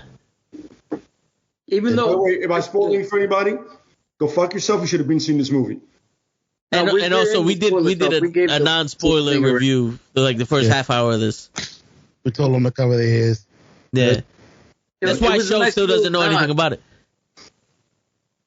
It was a nice little nod, the fact that his car had the name Razor Fist on it. Yes. And they didn't have to call him Razor Fist. No, just the car. They didn't treat him like a joke, but they still had the name in there in a funny comedic way while keeping his character actually pretty well solid. It's funny because remember, anytime his father answered to anybody, he told anybody any orders, it was only him. Like he spoke to them in general, but if it came in order to do something, goes get the men ready. He spoke to Razor Fist first. Not for nothing, bro. And the fun part is, the guy said, "Yo, you just fought a Romanian assassin." Razor Fist in the comics is Romanian, so that's a good little nod there to the comic books there. Fun That's fact. a good one. It's awesome, man. Yeah. Fun fact: the father did a good job at he did a great job. playing the bad guy. Did a great Playing job. the bad guy. You know, funny. He was a suave, I felt for him. ass criminal that could kick ass. Oh yeah. Yeah. Yeah, But I like also felt one for him. facial expression throughout the whole movie. He like never changed, always calm. Yo, I But barely you see him also smile. feel bad for him because of Yes. the wife. Yes. You know, because he lost. You know, This- it's like the dude was trying to be a good dude, and shit went left, and he was like, "I'm done with this shit. yeah. Get the rings back." This is where I was talking to Buford about the differences between Black Panther and this movie, where this Yeah. movie is essentially a love story between the father Yes. and mother. You know, Yes. because like I said, and it started with such a beautiful fight. Mhm. Where that's where because you don't know somebody until you fight them in some cases, That's right? actually a reality. Yeah, by the way. and Yeah. then he sees this strong, beautiful woman that is not intimidated by anything he does. My man shows those rings to anyone that pissed in their pants. She laughed at him like, "What is this, child?" And then he threw the shit at her. She did the little, "Oh, this is nice," and threw it back at him like, "Here, you keep those. I don't need those. You keep those." And it You was need them more than I do. yeah, it was beautiful. And then she gave up her land and everything and her powers and everything to be with him. And he gave up the rings.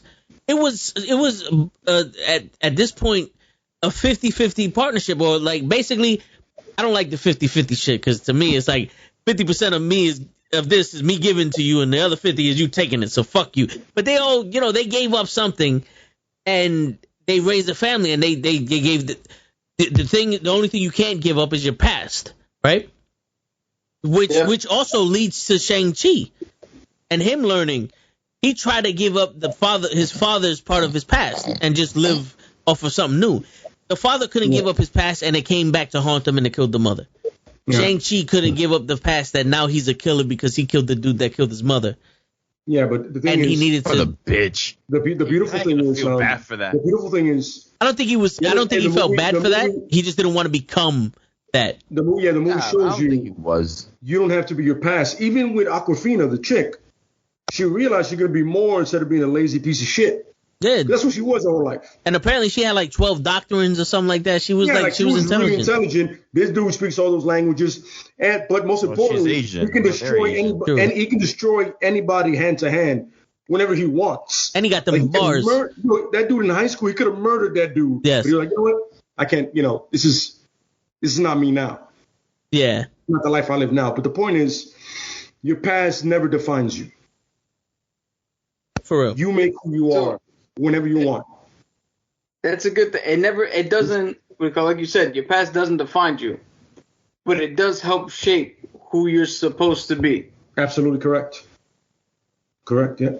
You learn from your errors, you learn from the mistakes, but also, here's the thing that I realize, that people concentrate on the errors more than they concentrate on the good things they've done. Yes. Like we said it before.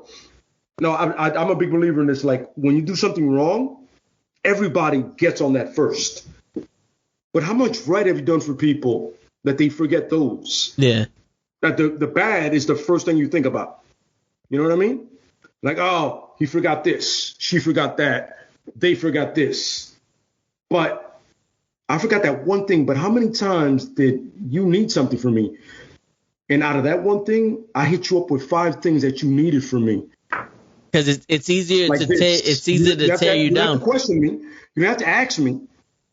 And if you did ask me, like, yo, I'll be there. Don't worry about that. And that's my thing. That's my flaw with a lot of society, is the errors are bigger than the good. You know what I mean? It's like, I've done so much good for you, but I fucked up once or twice or 3, 4, whatever. But the point is, if you do the math, I've done more good for you than bad. So why is it that the bad is always greater than the good? Because it's easier to tear you down to my level than for me to raise up to the level that you set for yourself. Because remember, And here's the thing is, why is that? Like, I'm perfect. No, I'm no. gonna give you a perfect example, right? Don't like, let's say, right, I do show 10 favors in a row.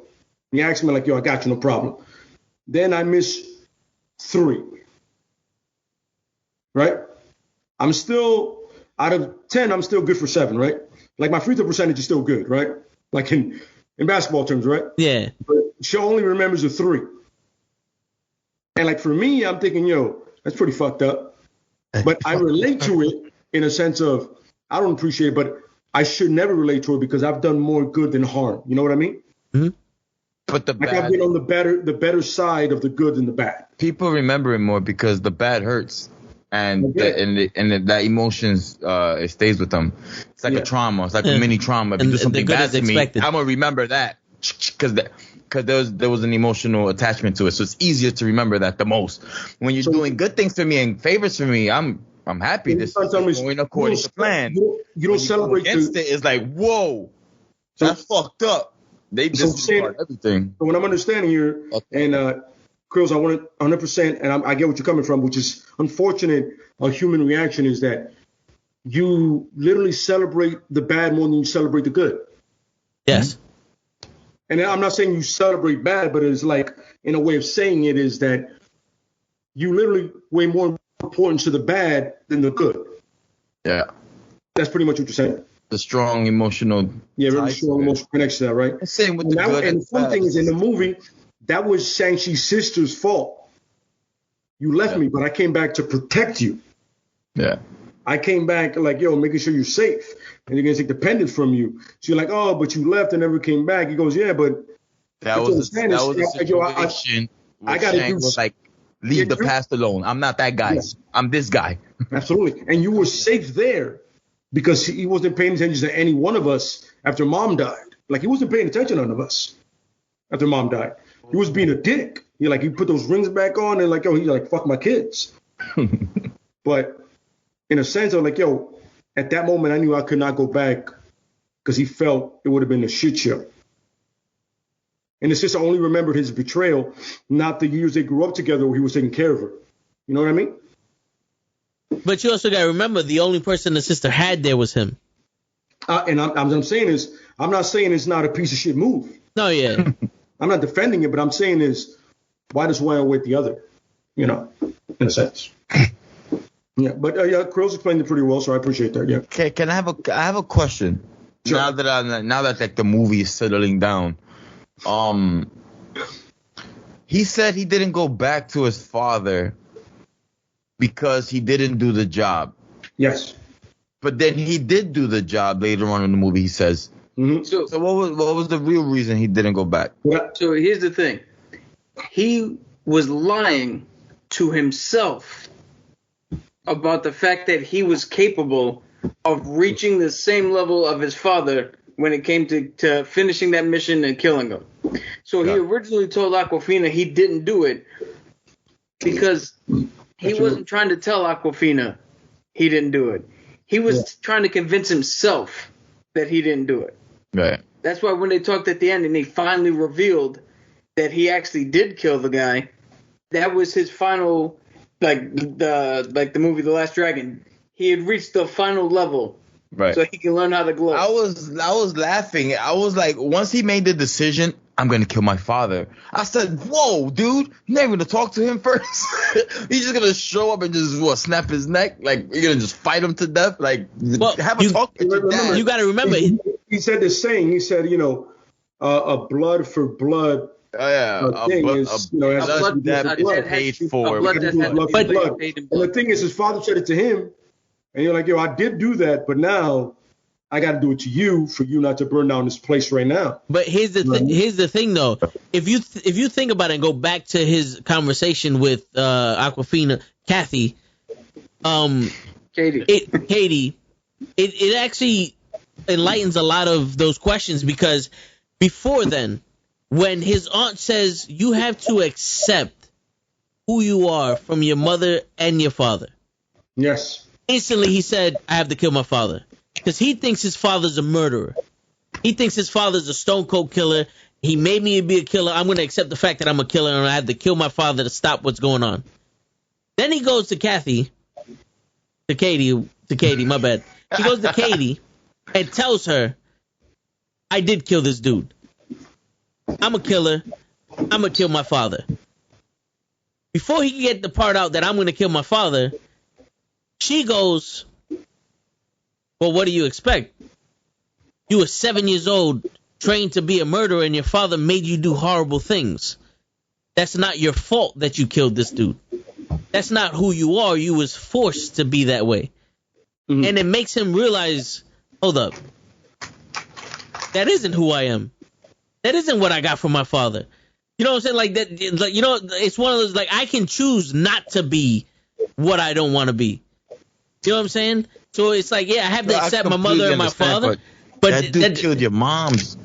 No. I get it. And I don't think he was feeling remorseful that he killed the dude. I think he was more afraid of becoming the tyrant that his father was. Killing more. Yeah. And yeah, you know what I'm saying? Like, so, it was one of those things. It's like, I don't want to become, who's that conqueror that I fucking mentioned to you earlier today? I called him Attila Hut, but it wasn't him. Genghis Khan. It's like I was raised by Genghis, but I don't want to be Genghis Khan. You know what I'm saying? But you have that mentality in you. It would have been cool if he would have shined light on that little part. Like he would have spoke to Katie like, I killed him. And Katie, I felt alive. Like, I loved it. I felt good, but that's not me. Like, if you would have shined a little light on why he was so down and out with that, I think that would have been dope. Dude. In my opinion. Dude, like, I killed him. I fucking loved it, but I had to pull back, and I caught myself like, whoa, I'm becoming my dad. And then they would have fit in on why he disappeared. I'm not that guy. Let me chill out. Dad, you crazy. You know, and then, but you was training since 7, you know, it's embedded in you, but I could fight that off, Katie, you know, whatever. But I think that would have helped. Thing though, I don't think, you know, it's easy for us to sit here and go, oh, if somebody kills a member of our family, we're going to go and just murk them out. But I think Shang-Chi's, his wrestling with that fact that he made it to that level is due to the fact that taking someone's life, regardless of your reason, that's an extremely heavy thing to do. That's not something, only people who are psychotic can do that lightly. Anybody who has a little bit of empathy in them, that's not something that you might be able to do it in the moment, but I guarantee you, afterwards, you're shaking. You're nervous. You're flooded with a whole bunch of things. You're going to be instantly regretful. Like, that's not something that we just can throw around like, oh, like I'm going to go get a pack of bubble gum. That's a real heavy thing to deal with. Even if you've been trained. The first time, when I was in the military, the first time they gave me a real gun, all right, and taught me how to use it from the perspective of this does not fire unless you are purposely trying to end something on the other side. All right? Once you learn a gun from that, you realize that the thing you're holding in your hand is the furthest thing from a toy, the furthest thing from a video game, and this has real-world consequences. So I think the writers threw that in there so that it's not just the typical, oh, revenge, I killed the guy who killed my mom, I'm cool with it, shit. Like, that's an actual real-world thing that you would have, any normal person would have to wrestle with. I would have been like, yo, wow. Slept like a baby. You killed my mom's motherfucker. Dude, I would have saved the blood or something. You killed my mom in front of me. You say that, but I've seen a lot more people in real courtroom videos actually give forgiveness to the people who have harmed loved ones, murdered loved ones, than I've seen people try to get at them. I hear you. It's mostly like fathers that go after the people who hurt their daughters or some shit. If I was to witness what Shang-Chi did, man, on this side of the camera, I wouldn't give a F, yo. I hear you. I hear you. That's just me, you know. Yeah, that's just me. I'll get over it. Maybe that first thing I'm gonna. But the thing I wanted to get to when I was talking about the father and the past and all that other stuff is it also gives a lesson that you have to get over your past in order to accept your future, because the one thing that didn't happen with the father was that when the mother died, he didn't get over it. He reverted right back to his past and turned right back into that monster with the 10 rings. And I don't blame him for doing what he did to the people who did that to his wife, because I'd have been right there with him. But he just said, well, fuck it now. I got the rings back. I'm going back to who I was. That's why he couldn't look at his daughter. That's why he had to train his son to be a killer. Because it's, you guys are the final lifeline to this woman that I love so much, gave up everything for.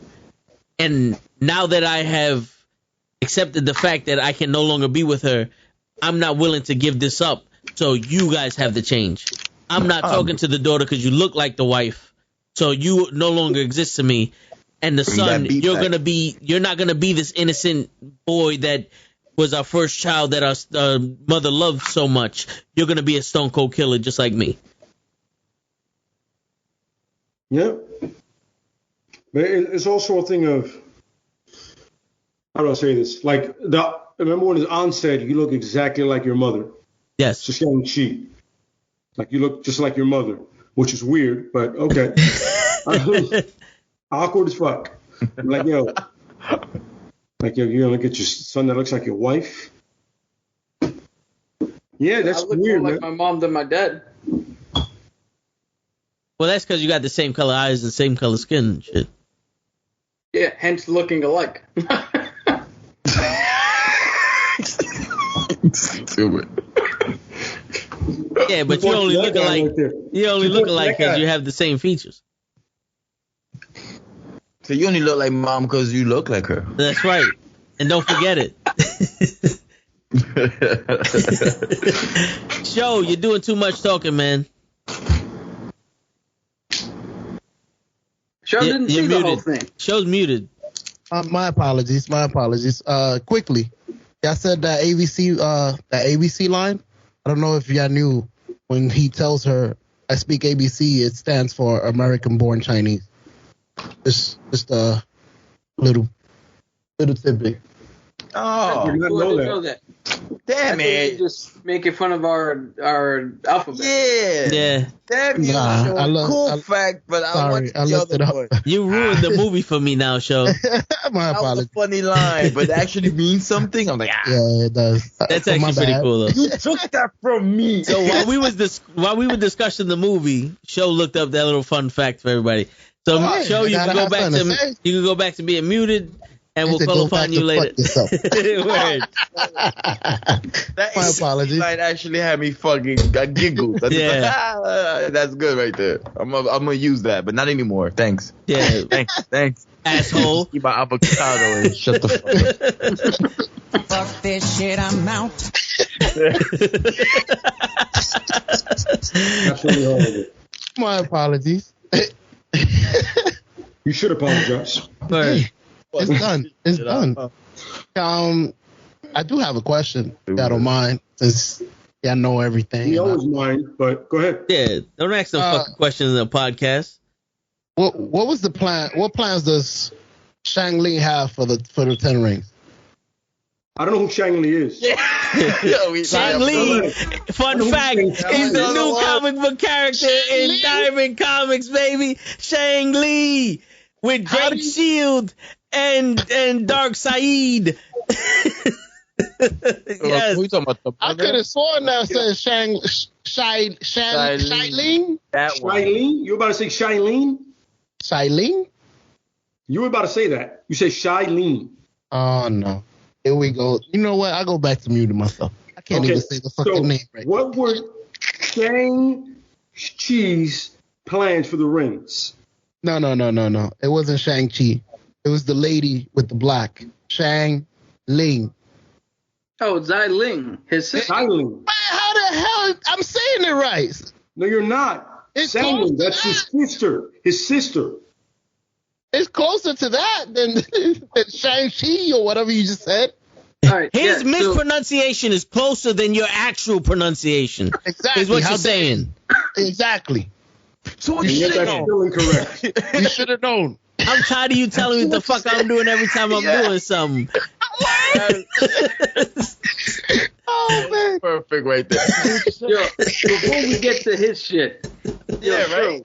you got to go back to, I don't know if you've seen yesterday's podcast, but towards the end, when Leif freezes out, you got to go back and watch Tags and Show try to tell me the character Darkseid, No. where they came up with Drake's shield Dark Said. Who the fuck is this? Who the fuck is this? They. That name. Dark Said. I missed that whole shit. I'm tired. I missed that whole thing. Krills, spell look dark at the side. chat. Spell dark side. Look at the chat, Krills, and tell me what that says. Dark side, without me looking off the top of my head, DARK, dark side, SEID. Nah, you tripping. Yes. I'm out Fuck of you. here. Get the fuck out of here. No, you are no longer welcome in this fucking podcast. Get out of here. Why? Because he did it with common sense? No, because he spelled it right. With common sense. No, but common sense side. S-I-D. bro. Dark side. Side And I wrong, see right. dark side before. Like, Yeah. I'm not that lost. But you know? to me, that Not looks as like deep dark as you guys, seed or but dark I know a side. little. Yo, your man said Dark Side or Dark Slide or some shit. Like, what the fuck is He that? said Drake Shield. My man, This Show. motherfucker What? said Drake He said, Shield. yo, Show who said that that. matter guy? Show- Yes. He named a rapper. Yeah, Drake. He got a new album. Isn't he in Shang-Chi? Do me a favor. If you're gonna name a rapper, name one that's respectable. Not on this podcast. Oh, how dare you? The Yo. number How 2 dare I rapper what? in the How dare I world? what? No, How dare I so- what? Jay-Z and Drake. How dare I You what? shitting me. Nah, How dare I what? fuck, shitting me. fuck that. Yeah, show. no. I am not shitting you. I am gonna completely disrespect you. Fuck him and his game. Bro, Word. it's Jay-Z No. and Drake. No, bro. It's No, 1 and bro. 2. No, bro, me. No, Yeah. bro. Just shut up and realize that his shit isn't as good as people think it is. That's right. Drake can go. Fuck Drake's game and his face. Who you gonna say for Drake? Drake? Yeah, Soldier Boy made Drake, motherfucker. All right, Nah. so let's get back to We need reality. a podcast on this. Let's we need get a back to podcast it. on that. A podcast on what? On Drake. Yo, No, first we off, don't. One rapper. Drake is a bigger bitch than Superman whoa. The number and one R&B Marvin the artist. Marshman And John Cena. and John No. Cena, Marvin number one R&B. Marvin the Manhunter. Say that again. He's the number one what artist?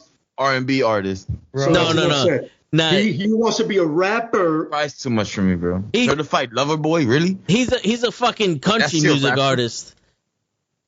Oh, it's getting real heated, call up. It's getting real Yeah, heated. oh, definitely. Somebody here thinks Drake is an actual rapper. The number one He rapper. used to And be. then Krill's just solidified that he's an R&B artist and a pop artist. Oh shit! You just hit Kenny with a low blow with Cena. I didn't even see that one. Right now, Cena and Superman are above Drake.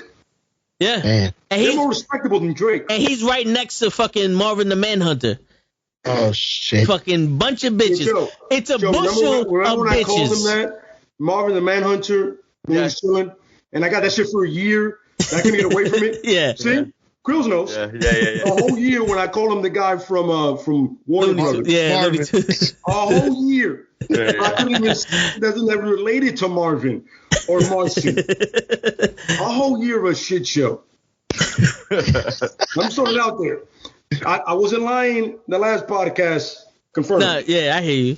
But show before we get back to the actual facts and reality in Shang-Chi, I want you to Google a bushel of bitches. You'll see Superman, Marvin the Manhunter, Drake, and John Cena. They're in the whole bushel. There's a whole bushel of bitches right there. In my head, I'm like, What?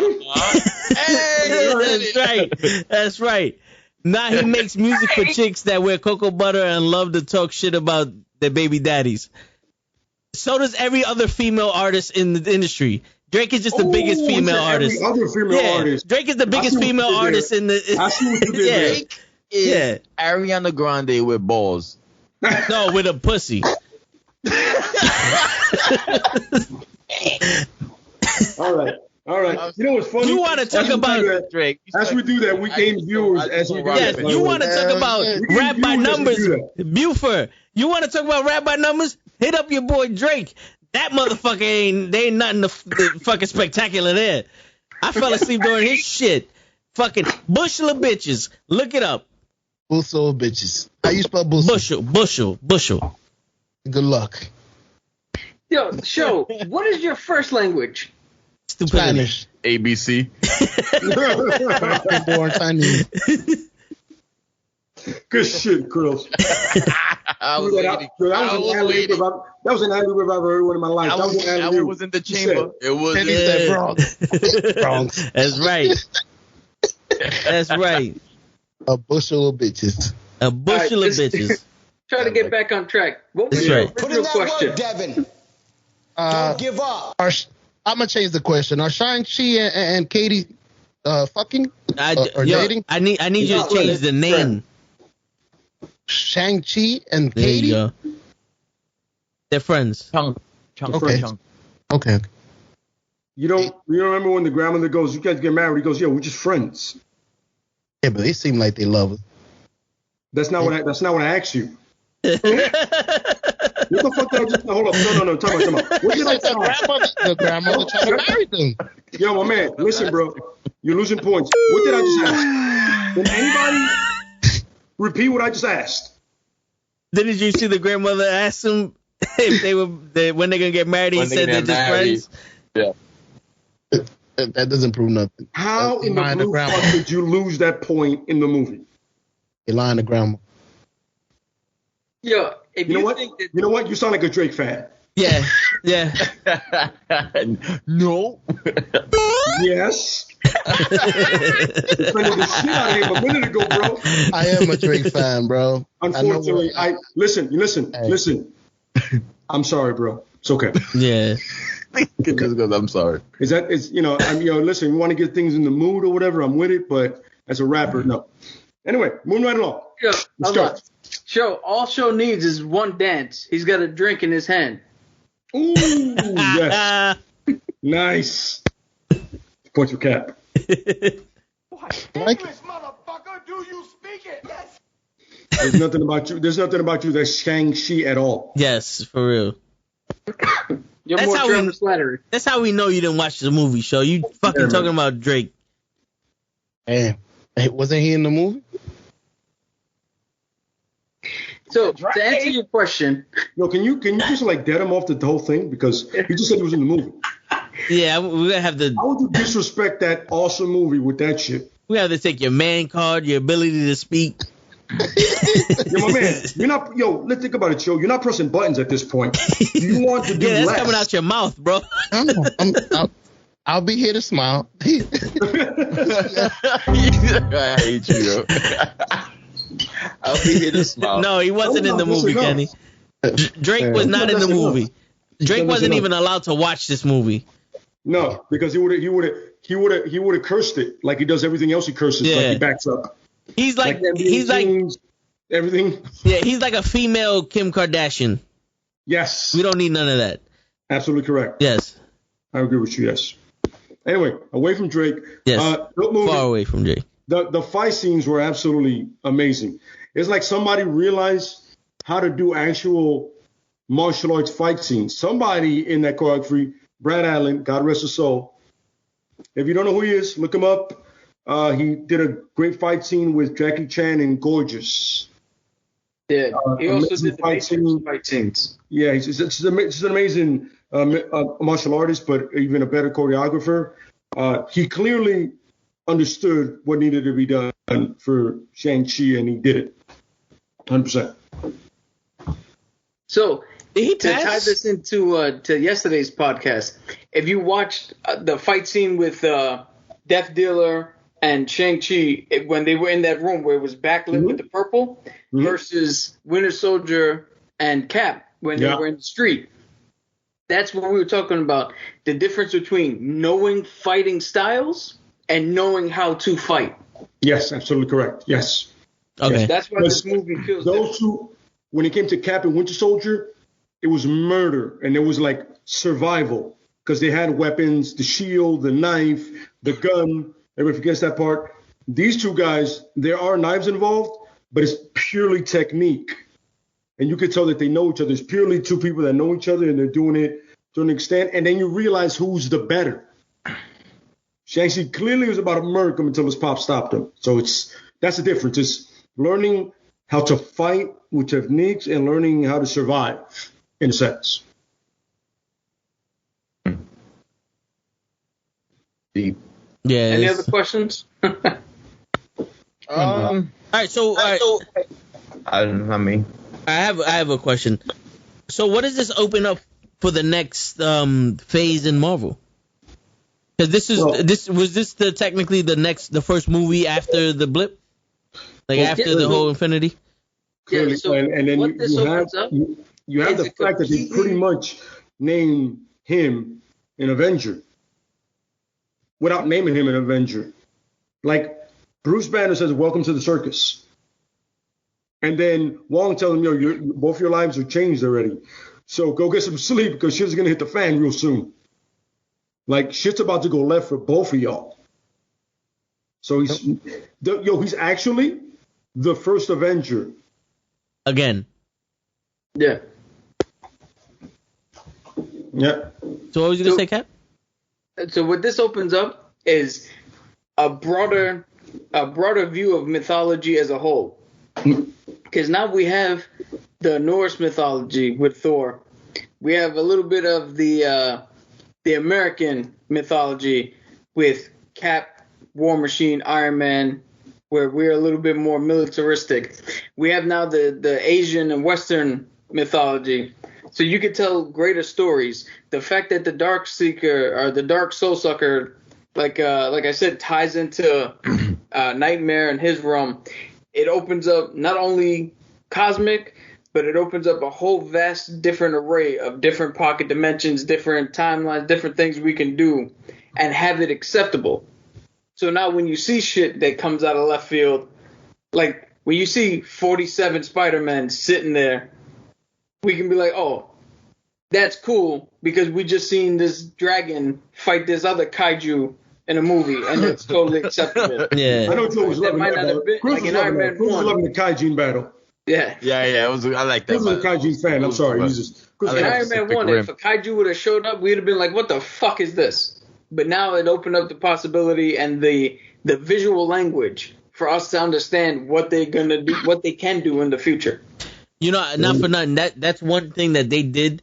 That when they did it, instantly I thought of Justice League, because when they said the dragon came down to help them fight, and then the dragon came to help them fight again, and he was fighting there. Instantly, I was like, where the fuck were all these gods and people that came down to fight Darkseid the first time he invaded? Where the fuck are they now? When he comes down to get those hot boxes and there's only Superman. Did you that has say to fight. hot boxes? Yes, the hot boxes. You did call him Darkseid, so you might as well want to call him from Jamaica at this point. Okay, cool. Yeah, he's from the West Side. So No, I mean, I kind of get it, but I'm going to captain that. I mean, the places you can go with this, and the fact that your first Avenger is an Asian American with a dragon. and, like, his powers are literally his skills, besides the rings, and apparently he's clearly about to lose them because they're a beacon to somebody. You know what I mean? Yeah. But the fact is that your literal first Avenger in this whole thing is him. Unless Spider-Man happens before it happened with him, your literal new Avenger is Shang-Chi. And that's dope because you would never expected this movie to lead to that at this point. You know what I mean? Like, yo, it's going to be a solo movie, but is he going to be the first Avenger? He is. Unless, like I said, unless Spider-Man steps in after the shit show with No Way Home, Shang-Chi. And I'm not mad at it at all because I enjoyed the movie and he's a badass, man, and it's dope, man. I'm a fan of it. Yo, he'll be their Cap. Like, he'll be their Cap in a sense. You know what I mean, that's what Sam's going to be their Cap. Yeah, but we have to wait till Sam gets there. For right now, he's literally like their Cap. Because you were talking about the first Avenger. And who was the first Avenger, technically? Captain Marvel. What? I jokingly say Captain Marvel because the I'm name. sorry, but what did I do to you? I thought we were friends here. I thought we were all friends here. I thought for a minute I thought we were all friends. No, but I don't use what you're saying. Yeah. And by the way, in a cool little tweet, he goes, "Oh, greatest you guys succeed," and he goes, "Yo, thanks, Cap." I was like, "Well, Shang-Chi lost a little point with that one." Yeah. Sam is Cap. subtle thing that Sam is Cap. That's right. My Captain America's black, so go with that. Also, fuck Seth Rollins. Go ahead. Yes, absolutely, yes. Now, what I was going to say was another thing that end credit scene did was so subtly show just how well not only Shang-Chi but Simu Lin, just how well he fits with Wong, with Bruce Banner, with Carol Danvers, and how it's not going to be much of a stretch to see this dude gel with the remaining members of the team, whoever they wind up being. He was so awesome. Like, well, I guess this is life now. They were both something like, this is life now, because when you're riding a fucking dragon and destroying another dragon, life, and then you're like, yo, how much crazier can it really get? And we have a hope. They were like, yo, fuck it, I'm down. Yeah. Let's do this. Yo, speaking of that extra scene, Cruz, did you stay to see the 2 extra scenes, or you didn't even know about them? 2? No, I just knew the first one. I know there was another one. So the second extra scene was Wong picked them up from the restaurant, and they spoke to. That's the first one. The first one. Oh, the second one was the sister reopened up the 10 rings and took over that whole shit where the father was, and they like spray painting her. She's the new Mandarin, basically. Okay. So, yeah. She's the new leader of the 10 rings. Yes. You just answered my question. And it said at the end, the 10 rings will return. Yes. So not saying she will return, the 10 rings will return. So they might have to do their own. They might do their own thing. I have a question. She's not on her period. Yeah, I have a question about the Bruce Banner, because you notice in that scene, he's back to being Bruce Banner, but he's also got the cast on, the sling on, and I was hearing that the reason why he went back to being Bruce Banner is, 1, because of money for She-Hulk, but 2, also that when he snapped his fingers, Tony Stark and Thanos went to the Soul Realm, and he could have went there, but seen I want to call him Mortimus just to piss Lay off, but Lay, what's his name? That World Breaker Hulk, Maestro. He could have seen Maestro and been like, that's the future, and disconnected himself from the Hulk, trying to lock him back in. That's what their theory is. Maybe you guys have a different theory. I see Lay's laughing because he's still on the bushel of bitches. This dude a capoeira maestro? Yes. Maestro. Yo, I'm going to talk to my cousin. You just named him a capoeira, teacher. Yeah. I'm going to say one last thing to my cousin, and I'm out of here. Okay? Yeah.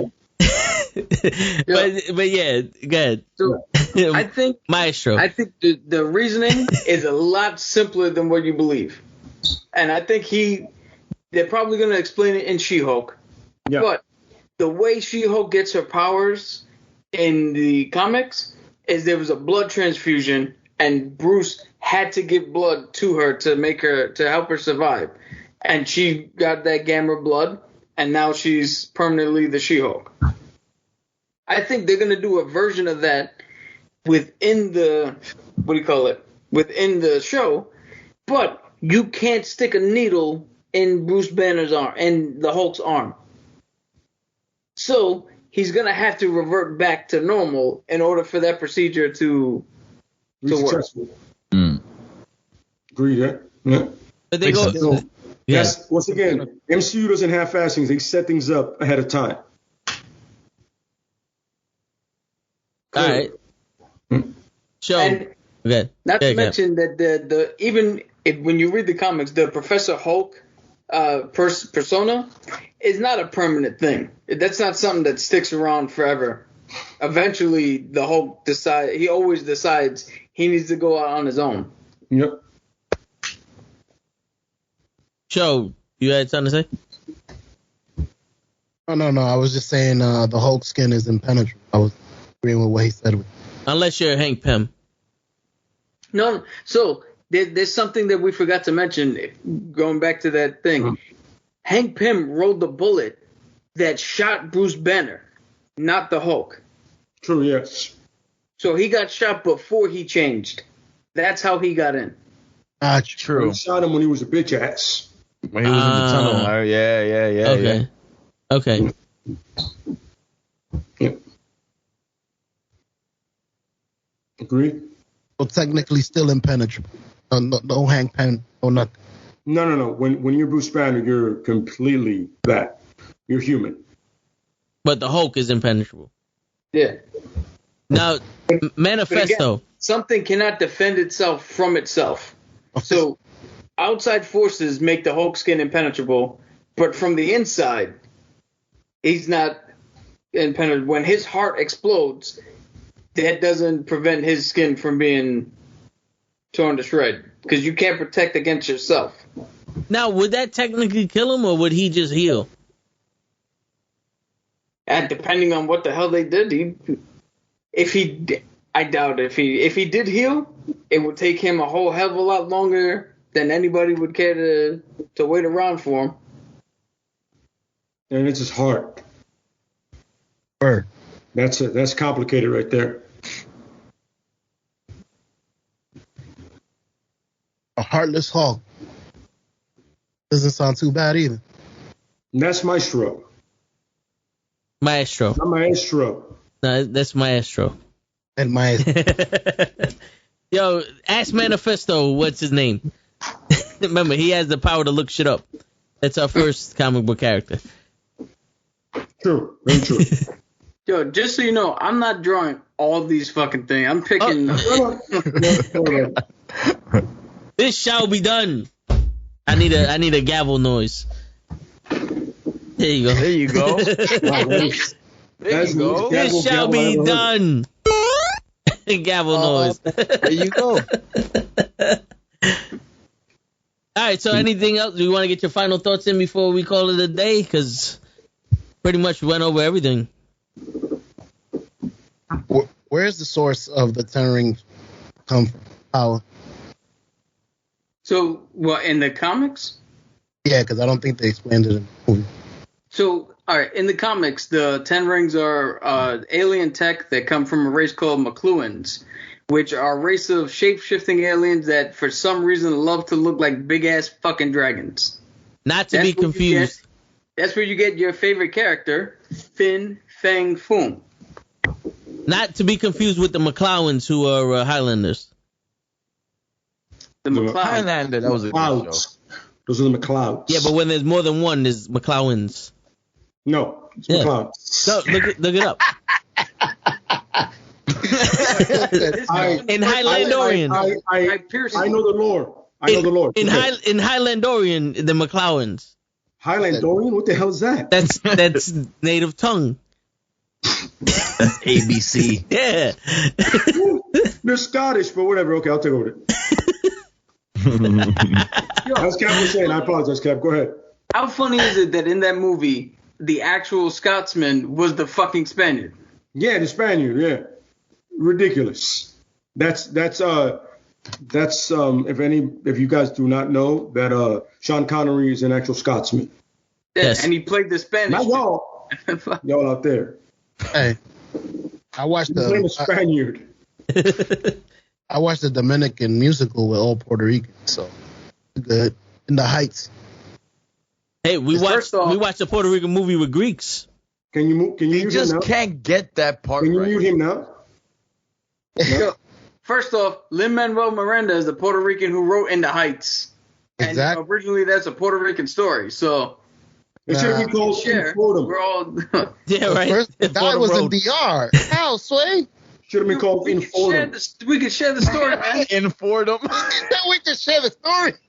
Nobody else sees that. It could have been called in Fordham. There Eh? were like two Dominicans in that movie. Exactly. Two actual full-blooded Dominicans. Jimmy Smits is not Dominican.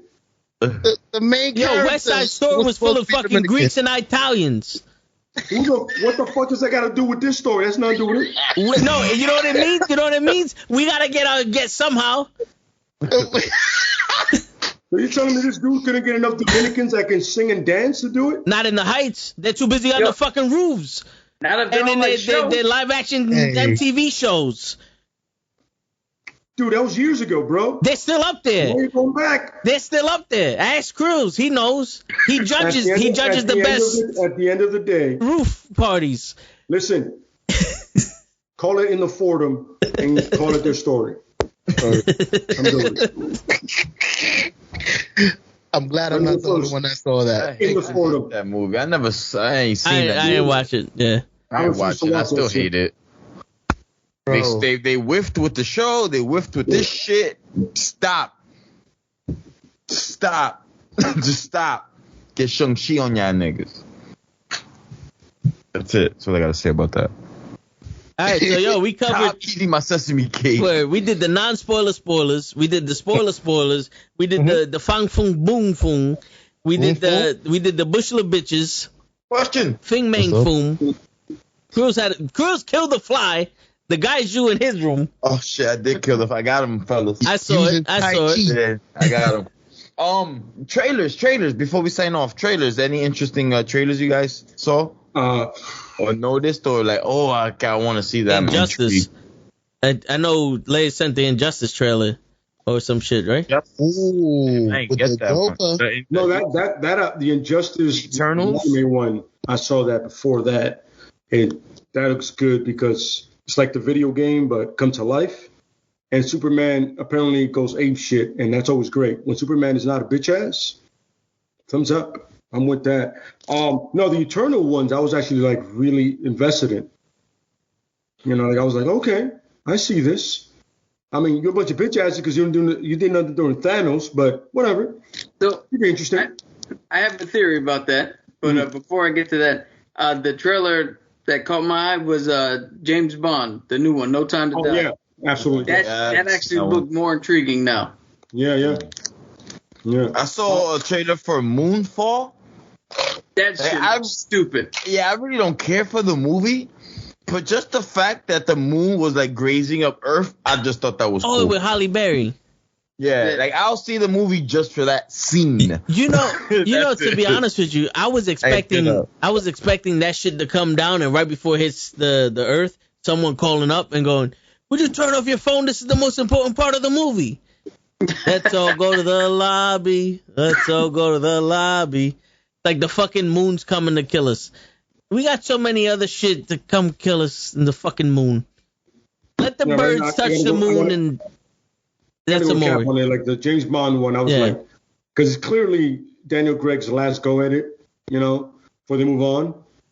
I was just a fact of the fan that he was like, yo, even in the movie you can tell like, yo, listen, I'm done with this shit. Yo, is it me or did that movie was supposed to come out like 3 years ago? It was supposed to come out earlier to 2020 in April, but then the pandemic struck, so they pushed it back. Then the pandemic didn't go away, so they pushed it back, and now we're stuck with it coming out later this year, where hopefully things will be a little bit better. Because I remember seeing the bad guy, and I was like, isn't he fucking dead?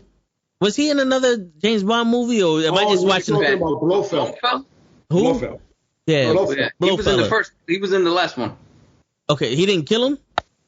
No. He killed his girl, though. Yeah. All right, and he's coming back for revenge. His character is also alive, by the way, for a fun fact. His girl that he killed is also alive, you said? No, Batista's character in that movie. Ah, okay. Hinks is still alive. Ah. Is Batista in that movie? Nope. We don't know yet. I don't know. Oh, okay. I was going to say, that's racist. What? The only Filipino. You have a black female 007. I thought it was supposed to be Elvis Aldra, whatever his name is. Elvis Eldis, whatever his name is. The famous singer. Elvis. Lemonade, that cool, refreshing drink. No. Hey, Joe, here's a question for you. How many languages do you go through before English becomes one you know?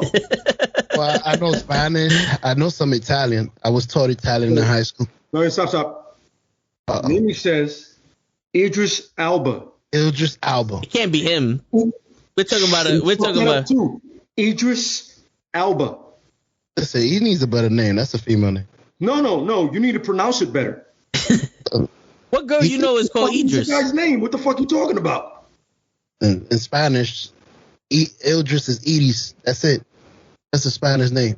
Spanish female name. When did that become? Yo, Just because, you can't turn around and go, in Spanish, that name is pronounced completely differently and spelled differently, therefore it's a female name. How do you That's a completely fucking different name. How do you pronounce Idris in Spanish, Krills? You can't pronounce it in English. Idras. Stop. You can't pronounce it in English. How are you going to do it in Spanish? What girl you know is Idris? Alba. What ladies have you dated? You don't know no Alba? Idris Elba. You don't know Elba? Right, but Elba is the last name. We're talking about the first one. Idris. That's a Dominican chick to me. Did that help out? Mimi, did that help out anything? Idris. Búscame dos pan ahí. Yo, bro, what kind of hardcore Dykeman school did you go to? Hey, G-Dubs. It is in Dykeman. No, she said no, by the way. That didn't help. Yeah, you go ahead.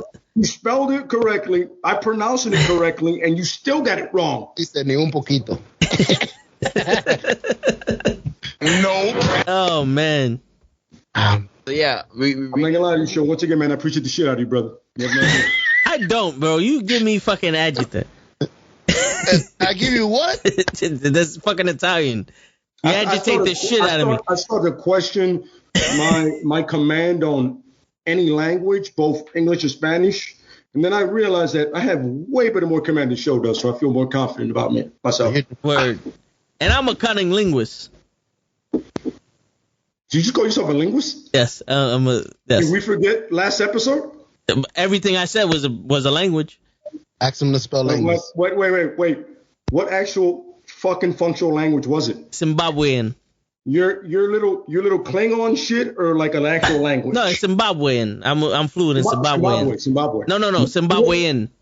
Zimbabwean. Even they would be offended by some of your pronunciations.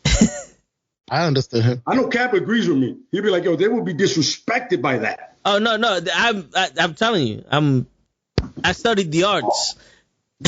Okay. Of laying out city. I'm not gonna. You know what? Yo, all right. So this is a funny story that I tell a lot of people. One day, he already knows it. He already knows it. I don't think that he already knows it. He started laughing already. I love story time. Let's go. So one day we're driving, right, and toe tags sees a gentleman on crutches, nothing out of the norm. He's trying to tell me that dude, and that he thinks that dude has cerebral palsy, right? But this motherfucker says, yo, Vic, that dude has plausible causeria. What? Yo, his causeria was very plausible. So look, no, stop. Cerebral palsy. Cap, do me a favor, Cap. Can you say that, whatever that was, one more time? Yes. Plausible causeria. Plausible causeria. Yes. Plausible. Plausible diarrhea. Plausible causeria. Yo, no lie to you, Show. That is the most accurate thing you've said all night. That's what I heard. I swear to God, I was like, that's the first thing I thought I heard. Like, yes, possible diarrhea. I go, what? That's why he's walking funny? That's because he got crutches? Go ahead, Kat. No, Kat, finish the story. This is already amazing already. I looked at him. I was like, what the fuck did you just say? And then he went on like a 15-minute thing to try to get me to the conclusion that he was talking about cerebral palsy. And I'm like, how the fuck did you come to that? He's on crutches. There's nothing that... He got mesothelioma. Yo, it's very plausible that he had causeria in his legs. That's why he needed crutches. And if he had palsy, it would be serious. So that's how you got the cerebral palsy. We're doing this. We're gonna analyze shit out of this.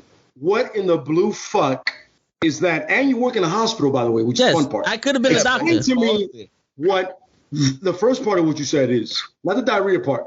The first part. What is that? Plausible. What does that affect you? It means very serious. Okay. Yeah, the last one means causeria. That is not what plausible means. No. In this diagnosis, okay, I didn't spend all this time let's give him a cutting. Moment. Let's have this moment. I didn't spend all this fucking time cutting high school for me not to be a doctor. All right. I'm just gonna throw that shit out there for you. All right, it's hard work and dedication in this motherfucker. All right. So Every day. that's right. Causeria. Yeah. He has something that causes his fucking need for crutches, and that argument is very plausible. Okay. So don't fucking tell me that he doesn't fit the description of plausible causeria. No. And if he had palsy, that would be very serious. So he would have cerebral palsy. It's okay. So here's the thing is, I'm not questioning it. I just want details of the actual disease. Diarrhea caused by quesadillas. We're getting offended. I'm like, yo, I just want to understand. No, I'm not getting offended. I want to understand the disease itself that you named. This is how a doctor speaks. Yes. That's why they write. Really? That's Really offended? No. We speak with intelligence because we write horrible. Tell me you didn't pick up a pen to make your point. If you write horrible. yes. If you find a doctor, yes. I saw that. Yes. If you find a doctor that can fucking write legibly, they speak very soft. They speak very soft. This is very true. I cannot, because sometimes they rush and they go, this is not a prescription, this is bullshit. This is not a prescription, this is bullshit. So nobody understands what this shit means. Like they were on the dragon with Shang-Chi. Yes, absolutely. They're awesome. Stop moving. Chris is correct. I'm awesome. Hey. But meanwhile, you're sitting down and you're like, you're arrogantly be like, yo, they don't understand this shit. Nobody does. Yeah. You don't even know what it means. You wrote a straight line. How am I supposed to know this is 20 milligrams of fucking zyrophosphate? Actually, yeah. You know? Is this aspirin or this is coating? What am I getting here? Xanax? I don't know what the hell did you just know. Yeah. Like, oh, you're gonna get Xanax. I don't need that. I don't need that. I don't need to be addicted to anything. What's wrong with you? I have a headache. It was like, why are you giving me fucking cancer medicine? I have a headache. Like, what's going on here? I see a Z. That misdiagnosed, you prick. Yeah. Not terrible, yeah. All right. At the end of the day, I have no idea what disease you named, but it was hysterical. No, see, it's a very general blanket statement. It's like when someone has a headache. There's a clinical version of the word headache, and then you have headache, which is, brain trauma and shit like that. It's a very blanket statement. Wait a minute. Because of it, yes. Did you say brain trauma is a very general headache? No. The headache can describe brain trauma. Headache, brain trauma. Can describe a form of brain trauma. Better never have a headache. Yes. Might catch causeria. Yo, like, you gotta do, like, you have to do an entire 4 years of not going to high school to understand me. He said, Show just said Caesarea. Oh, what the fuck is Caesarea? That's Casablanca. Yo, Toad, what is your first language? The first language I learned. 20 points to Vince. 20 points to Cap for not understanding this guy's language his whole life. Word, I grew up with the level of understanding with you, brother, I have to respect you on a level that I can't imagine. First off, I'm speaking perfect English. It's not my fault that the words that you're hearing don't make complete sentences. It's your ears. No. Your brain. It's absolutely you and Show's fault that I can understand these words. You have to decode this uncoding. Why I gotta decode shit? Because I'm speaking English. I decode what you say. That's not fun. How the fuck do you decode? My shit is clear. How am I supposed to know what a human being sounds like? How am I supposed to know what a human being sounds like? I'm talking clear to us. You know why you sound like a human being sound like? Krills, Cap, myself, and Caps. And Gigi. But you sound completely different than each other. Yeah, I have a deeper voice, yet I enunciate as well. Cap also enunciates, so does Krills, so does Caps, so does Gigi. So Gigi's microphone be like, so we definitely hear her. But I pronunciate perfectly also.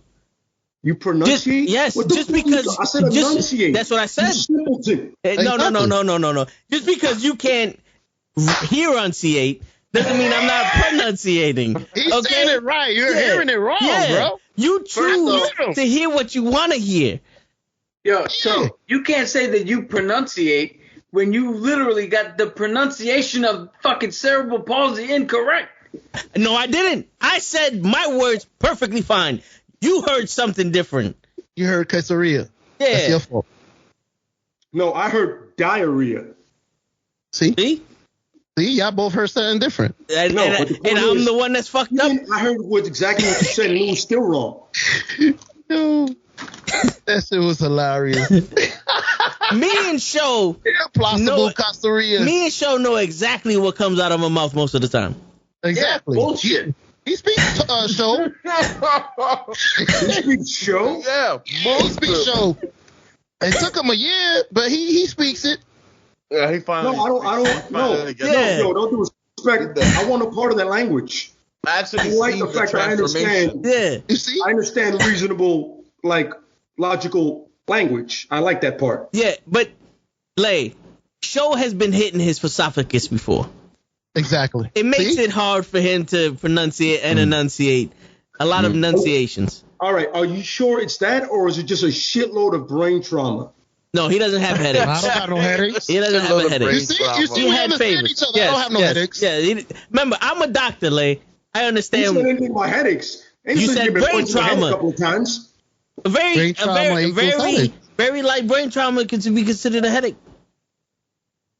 Swelling in the brain can Mesothelioma. cause headaches. It's trauma. So y'all both got massive swelling in the brain. No, we got massive intelligence in our brains. Facts. That's right. Right? I apologize, phenomenon. Hey, I'm telling you right now, Lay. There's a possibility. Y'all both John Travolta all of a Yo, sudden. do you believe in aliens? Huh? You believe in aliens? Good question. Absolutely. So, Ridiculous about it. if an alien could come down to this planet from its own galaxy, it has to be a far superior intellectual being for it to get here. But if it comes down and So you wait a don't minute. understand its language, does that make it what's any y'all less intelligent excuses? than you What's are? y'all excuses? Y'all ain't aliens. So we aliens? I like So it. y'all not aliens. No, what What's I'm y'all saying, excuses? what I'm saying is just because you don't understand them doesn't mean they're not intellectuals. I like it. I like Yeah, it when but you put stuff that together. does not relate to you two guys. It relates to you us perfectly. are completely butchering the language. We're not butchering any language. This is our language. This is my country, my Word. language, my It's not mouth, our my language. language. All right, This language is from England. pro language. ABCs. Yeah. Yo, there's 15 planes in this world. All of them have different meanings. Don't tell me we're fucking up the language. Mm-hmm. One of them flies and the other one's a flat surface. Mm-hmm. Same fucking word. Spelled Okay, differently. what's the other 13 Sound it then? out. Sound it out. There's a K in knife. Don't tell me we're fucking up the language. Exactly. And pneumonia has a P in front of it. I didn't even know that shit. What the fuck is the P for? Yo, and you want to Yo, talk about the Joe. way we think. Yo, Joe. I remember, I'm a fucking doctor. I'm Yo, into Joe, the with all medical due respect, field. Joe. Half Joe. of the reasons why people Joe- take medicine Joe- is because Joe's making them if all you in wake until up in you the said morning and something. go to sleep at night, you're depressed. You need to take Xanax and philosophicals to Joe. feel better. With all Don't due tell me. respect, Uh-huh. Jones was making them all in until you said that last part. What'd he say? Say it again, Joe. I said pneumonia has a P in it. For no And? fucking reason. You know, you said you don't even know Why that. would you want to pee in pneumonia? Word. Take the P out. Yo, if the other dude is making some points, why would you add that to that point? Listen, Yeah. Toe understands me. That's why. Yeah. I That's see not- where he's coming from. No, Pneumonia has a that's- P in it, no, and I that's- don't even know. That's two things. That's sad for Toe, and that's Toe's problem. Hey, Or is it my That's my solution? problem. Is it my Cat's solution? problem, Crow's problem. It got to be your problems. It's my prerogative. No, we have solutions. We don't make dimes, we make dollars. So Shang-Chi was a great movie. Yes. Yeah, let's get to the rating of this. All right, yo, Let's get so the ratings, yeah. guys, we're gonna go based off of the cinematography of it, basically the graphics. How'd you like that? The storyline, the length of the movie, basically how the story was told, the fight scenes, and the overall your enjoyment of the movie. Yes. So we'll go with those criteria to judging it. So who would like to start? guy that knows the least. Go with one category, and we'll go all around. All right. Oh, so you want to? Yeah, 'cause I already forgot the category. Yeah, we could do the individual. cinematic one, and then Got it. All right, so the cinematography one, basically how it looked, the graphics and all that other stuff. What do you guys think? Well, we'll do one to five. we'll do 1 to 5. Yeah. I'll start. I'll give it a 4. I give it a 4 out of 5. And Okay, that's cinematography. I like the shots. The action scenes were dope. The way they shot the action scenes was dope. I had it in 3D, so I don't know if I have a little, not an edge, but like I'm biased because shit was popping out, and I'm like, oh. So that was pretty cool. That was it. Colorful. It looked good, man. It looked good. The fighting looked good. It didn't look too CGI-ish. Oh, no, we're doing one at a time. We're doing one at a time. Oh, So, okay. Yeah. All right, so boom. So, show. I agree. I give it a 4. It was good. The way it was shot, everything. The fighting scenes, I love. Wait. We're doing one at a time. No. Jesus. I'm writing down the categories so that way I can get a baseline of what the numbers are so we can average it. Anywhere. Yes. Damn it, show. All right, Lay. I give it 4.5. Actually, I thought it was, with the landscape and everything, I thought it was great. You know? Like, Okay. I wanted to go to the place it went into. I was like, I want to be there with those creatures. They look dope. And the water was blue, which matters, by the way. Yes, It does, great. yeah. Yep. I'm going to go with 4, simply because so we had mentioned that in our showing, some of the early shots were a little dark, especially like during the bus scene. And I was talking with somebody today who saw the movie in a completely different theater, and he said it was also dark for him. Wow, So it wasn't just our theater. So I got an IMAX, so it was like you saw the details of everything. Oh, no, we saw it in the saw it, 4-man man. seats. Oh, yeah. They put us even in the smallest theater they had. So Well, I did a matinee kind of thing, and the IMAX was like dirt cheap. Like I was telling Tags, I went in there on some like old senior citizen kind of deal. Oh, Like I got the early thing. Yeah. Show some maybe I idiots gotta right try to next look to at me. that. But Yo, massive theater, some douchebags that's right next to me. I suggest the AMC movie pass. Yeah, That's there's always another- a douchebag. Yeah, I got to get on that. Yeah, absolutely. Yeah. It's worth it. Especially with the movies coming out. If I'm going to see Spider-Man, I'm going to see it It's legit. really worth it. Yeah. They still got that, Chris? You've been trying to Yeah. get me on that for years. Yeah, it's worth it. $10 for 2 movies a month, I think. It's $23 now. They bumped it up from 20 to 23. So it's like 23 and change a month, and you get 3 movies a week. That's not Any a bad movie, deal. 3D, And it- IMAX, and- Dolby, whatever the And hell you're you part want. of the A-list, so you can cut the Part of line the with the A-list. snacks and Cut shit. the line, you get points, so you get like rewards, $5 off here, $10 off here. Like, it's not bad. 3 movies a week. It starts over every Friday. So you got 3 movies to watch from Friday to Friday. You know what I mean? But then it resets on Friday. So technically you might have a 4. If I seen a movie Monday, Wednesday, Thursday, Friday, it resets, I could see another movie. You know what I mean? Really? So it's on Friday? Yeah, it's not bad. Yeah, it's Really? not bad, man. I got to get on that. Especially now that we're doing this movie review, we could all Yeah. Absolutely a correct, high-end movie that just came out, like Shang-Chi, and we could watch it, you know? It's It was like pretty cool. Like that movie pass was dope, but It was. But too much restrictions on that one. yeah. They did have that, yeah. This was pretty cool.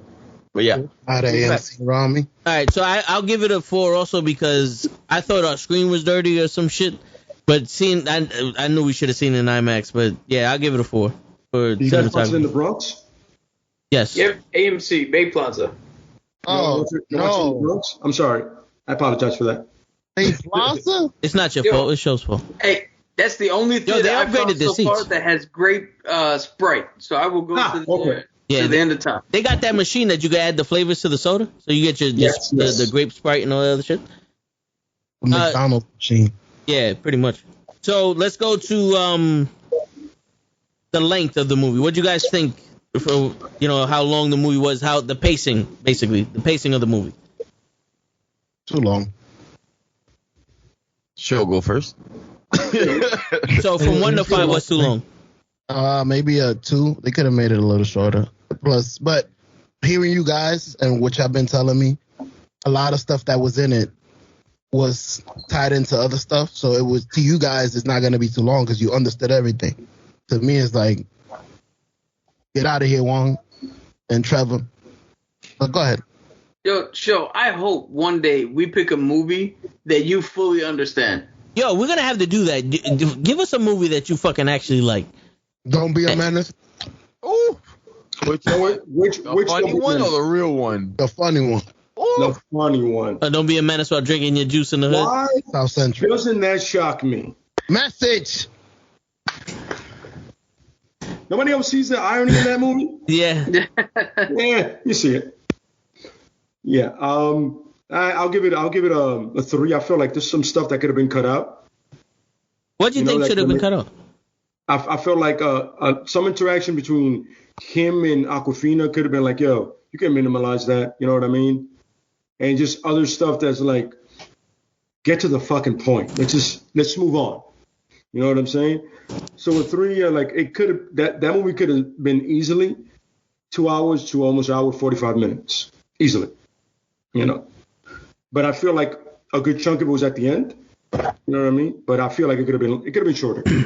You know, like that's my one only drawback about the movie. You know.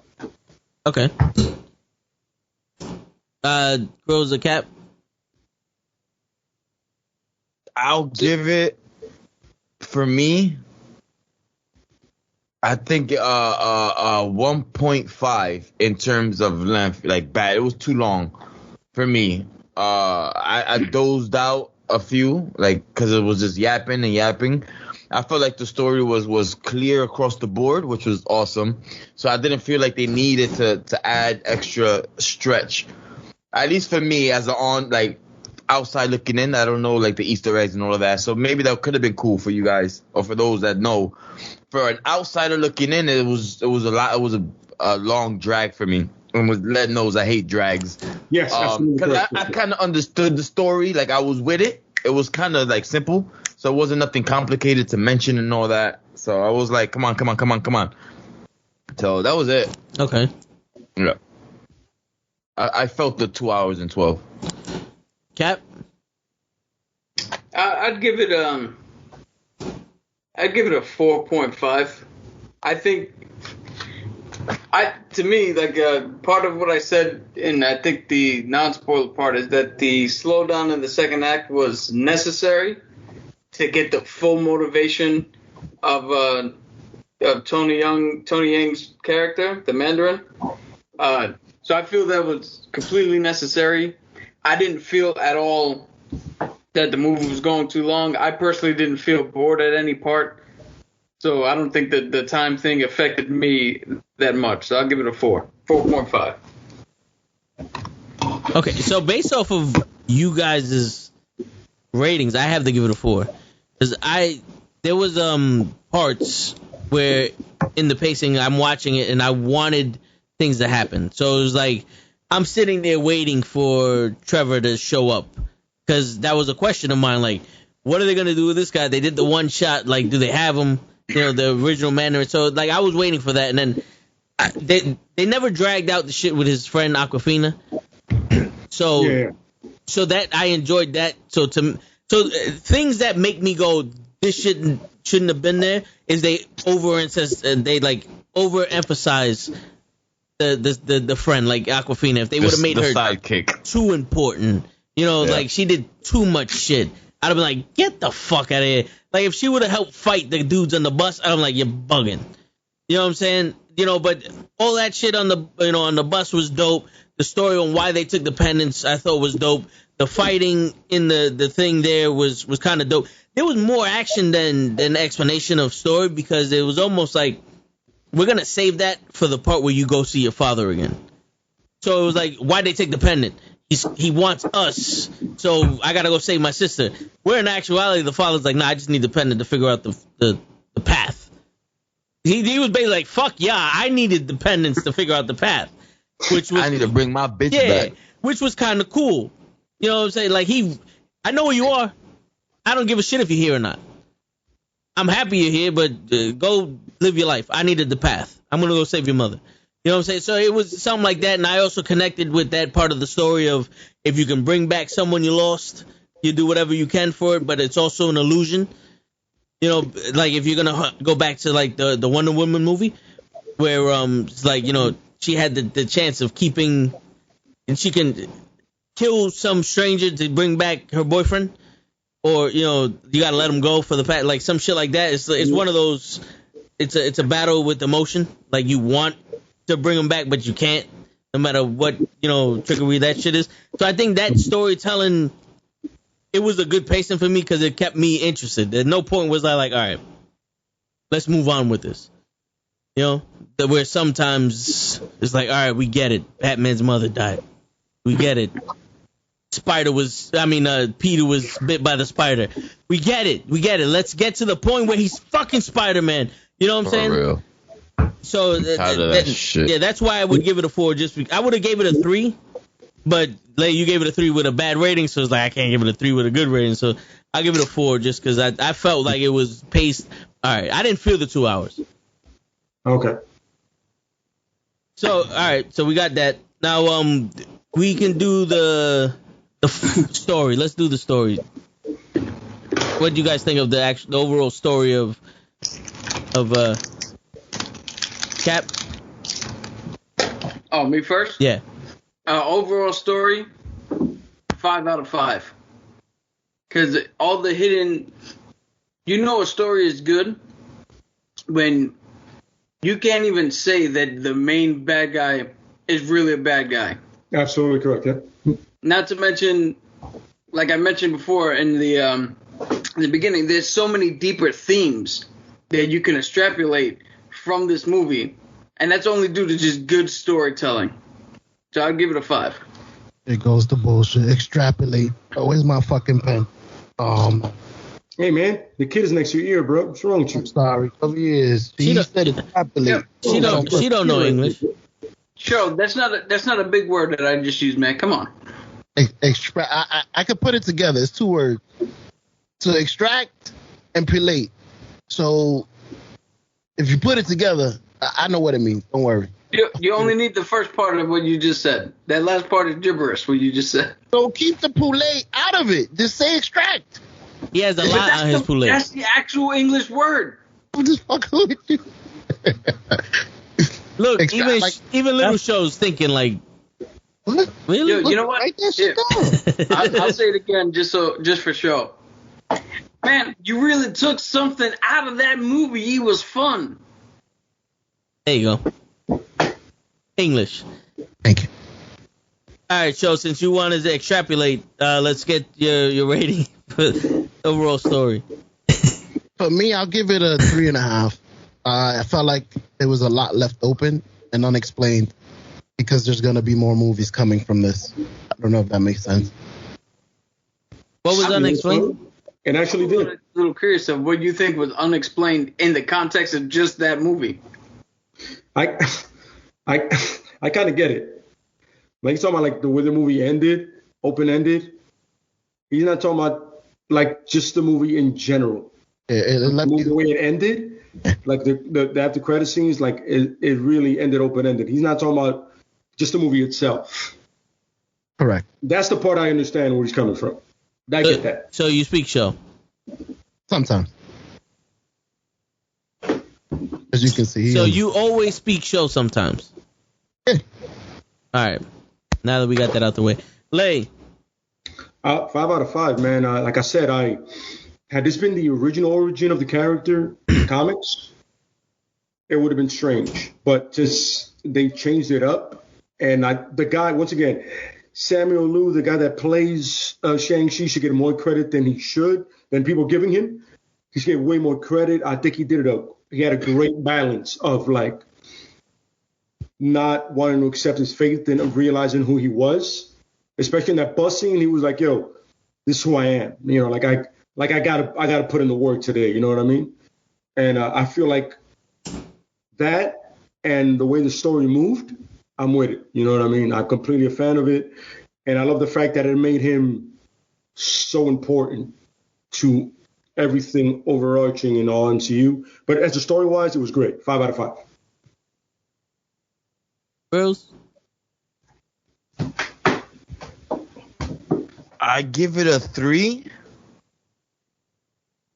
I was still analyzing in my head the whole time. I'm just here, like, just thinking of the grade. Hold on. Say that word again. Analyze. I gotta write that one down. I gotta find the meaning of that. It's 2 words. Analyzing. I know what anal is, but lysing. He's What's breaking lysing? down it like analyzing. Love it. Yeah, I just felt like it was another cliche story. For me, it was straight. It was flat. Like the story was flat. It started off interesting, and then it didn't hit off the bat right towards the end. So here's a question. At what point did it get flat for you? I'm just interested. Hold up. Wait, let me finish my review. My He's still rating. I was gonna say processing. something. Yeah, because I'm still processing. My bad. I ain't have too much time to sit on it. Pause. Hey, yo. I ain't have too much time to think about it. Like, I just saw it fresh. About the mother and the father risking it all to bring her back or whatever, the voices and all that. It wasn't gravitating to me. It was just like, okay, this is stupid. They could have done better. And that was it. I thought it was just flat. It was just flat across the board. There was no like a turn of events. There was no like a thriller, no twist. There was none of that. You know what I mean? It was just straight from beginning to end. It was like, you know, that's one good thing. I guess it was consistent, but for me it was flat. You know what I mean? It wasn't like, oh shit, you know? Oh, they bugging for that. Or like it didn't get me like that. No surprise twist. Yeah, you know, and it doesn't have to necessarily be a twist, but I didn't feel the roller coaster ride in the storyline. Okay. You know what I'm saying? Not that the story was horrible. It didn't. It was just, for me, it was just straight across the board. Like, oh, okay, I already know what's going on. Oh, I could see that. So when things started unfolding, I was like, oh, like, duh. Like, of course he's not going to kill his father. Like, you know what I mean? Yeah. That was me, though. That's what I got from it. That's how I saw it. Okay. I get you. Did he answer your question, Lay? No, yeah, he did. All right. I know what I'm saying. Yeah. So, like Winter Soldier. You thought that was flat. No. How? Hell no. Yo, think about this. Show says no, but yeah. The number one movie. Well, I said it was that's my number one too. Show. Don't feel bad. That's my Endgame is right after Infinity War Endgame. It's like, oh, Shang-Chi now. You know, he's in there. No way, you put Shang-Chi on the top? No. I'm talking about solo movies. Okay. I said it before. Solo movies. Shang-Chi's like up there. It's like you got all of Caps, which is unfair. You got Ragnarok, and then you got Shang-Chi under that. Oh, Shang-Chi may be above Ragnarok a little bit. I don't know. Ragnarok was really funny, so it's kind of hard. Yeah. It's my opinion. no, I hear you. No, you're entitled to it, brother. So I would give the story a 3, and if you can change my mind, I would consider a 5. The reason why I'm saying a 3 is because the story between the father and the mother was strong to me. I connected with that a lot, and it was a lot of motivation for why everybody was the way they were. But one thing that was now thinking about it, that's kind of a plot hole, was when they went. Well, first off, the sister mattered to no one, you know. And then when they went to the land, Shang-Chi was still the most important one out of the both of them. At no point was the sister redeemed for, you know, showing that, like, yeah, you do mean something to this family. You are a connection of your mother, and you know, you have something inside you that's just as great as your brother is. And also, when it got to the plot, she was driving the dragon, but that's all she did. Where the best friend shot the gaijin in the throat, you know. The kaiju. Yeah, that's what I said. Jesus Christ. All right. No, but, you know, so it shot him in the throat. Yo, first off, it's not Chinese. So that's fucking gaijin.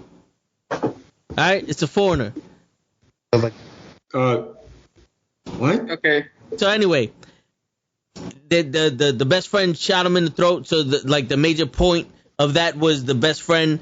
It was almost like not only did the father neglect the daughter, but the movie neglected the daughter. And this is where I would say I would give it a 5, because if that was meant to happen, then this is the storytelling, and this shit is just it's phenomenal because it's like subconsciously telling you another story without actually telling you another story.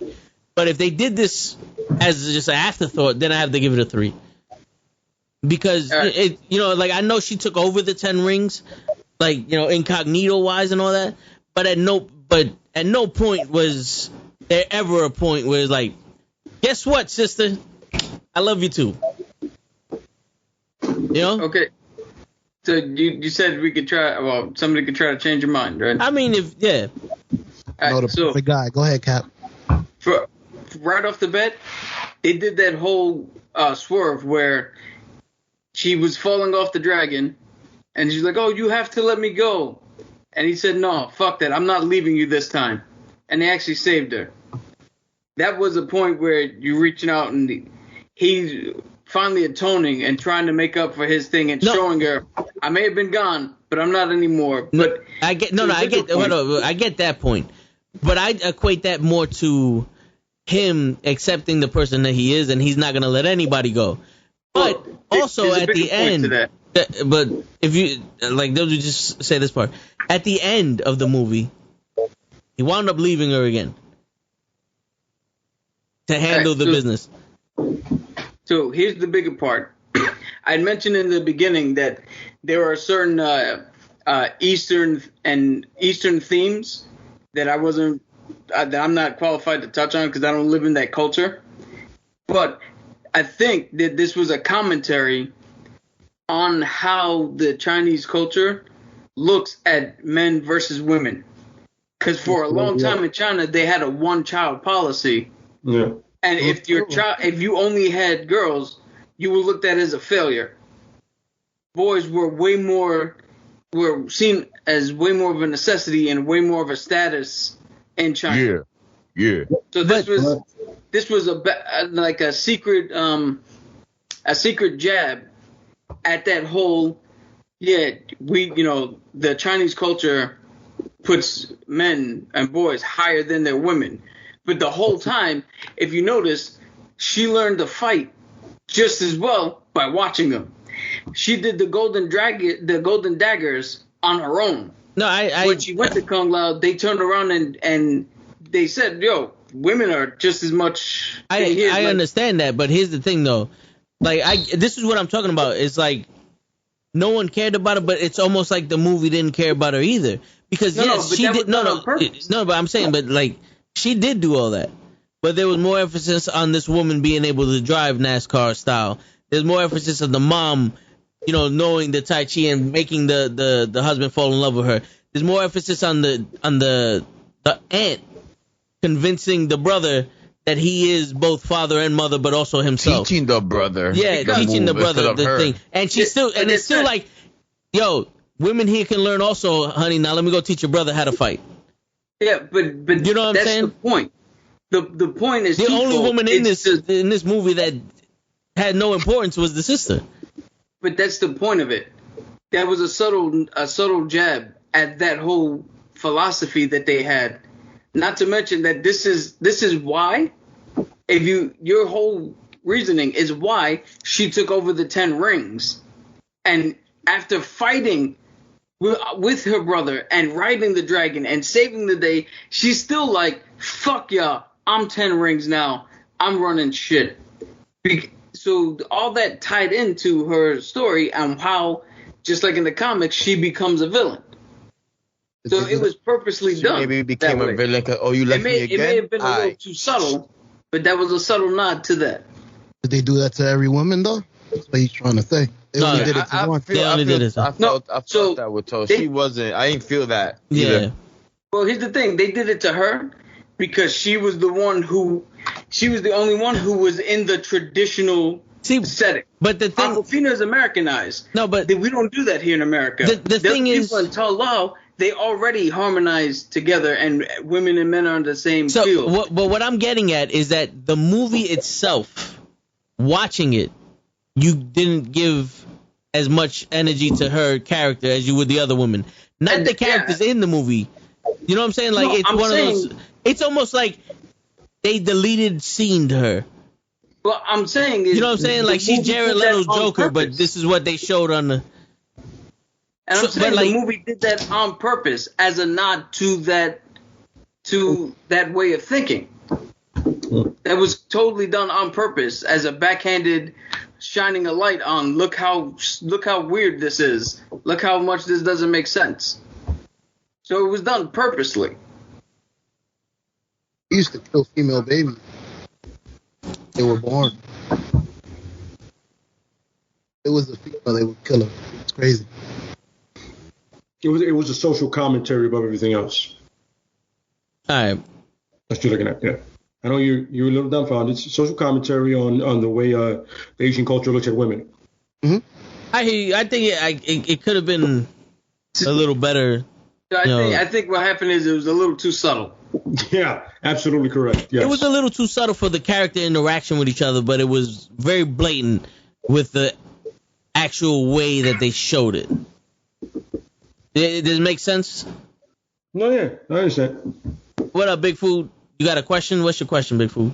All right. While Big Food asked the question, the fighting. Top notch. I have been watching martial arts fights all my life, and I absolutely love certain ones, and there's other ones like that Jason Bourne shaky cam shit I hate, because it's just all you're doing is hiding the fact that Matt Damon doesn't know what he's doing. Word. Like the other guy is really good at what he's doing.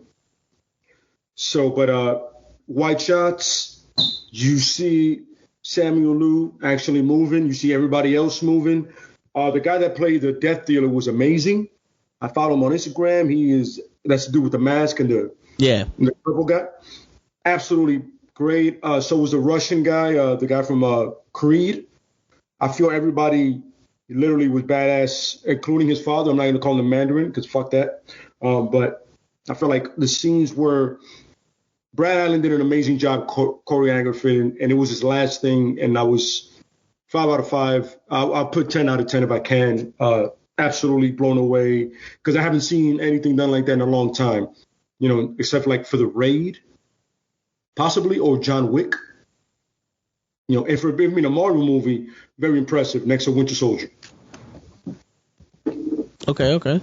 Joe? I got a question for you, Lee. That person behind Wing Wu with the mask, is that a girl? That's a guy.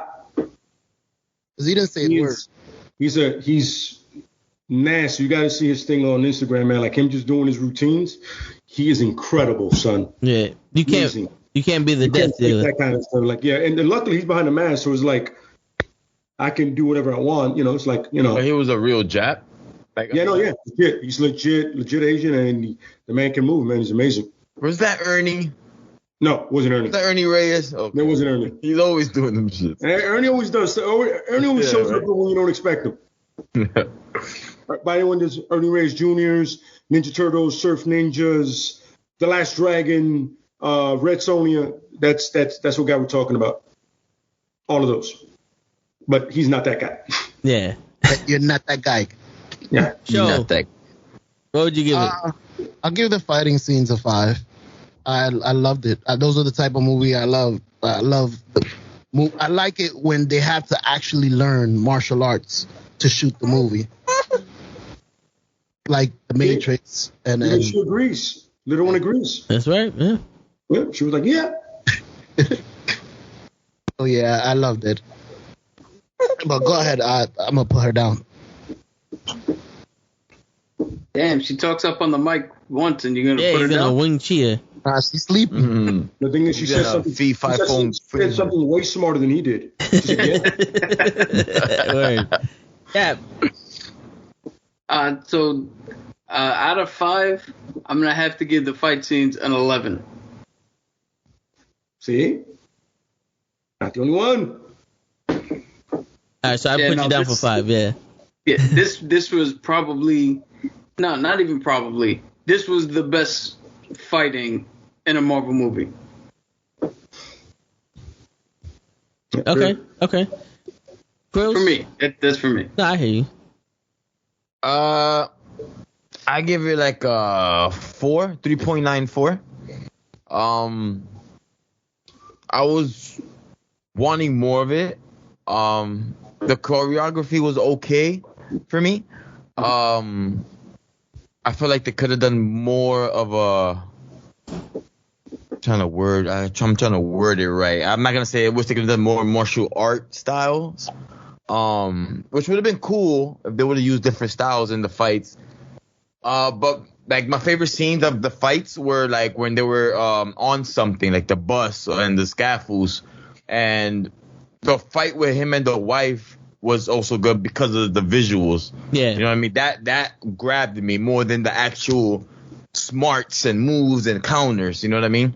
That was only the first one because there was a lot of countering there. But after those, it kind of dulled down a little bit to me. It was just like for me, regular fighting kind of reminded me of like a Jet Li movie with, you know, that's mine. Like Jackie Chanish.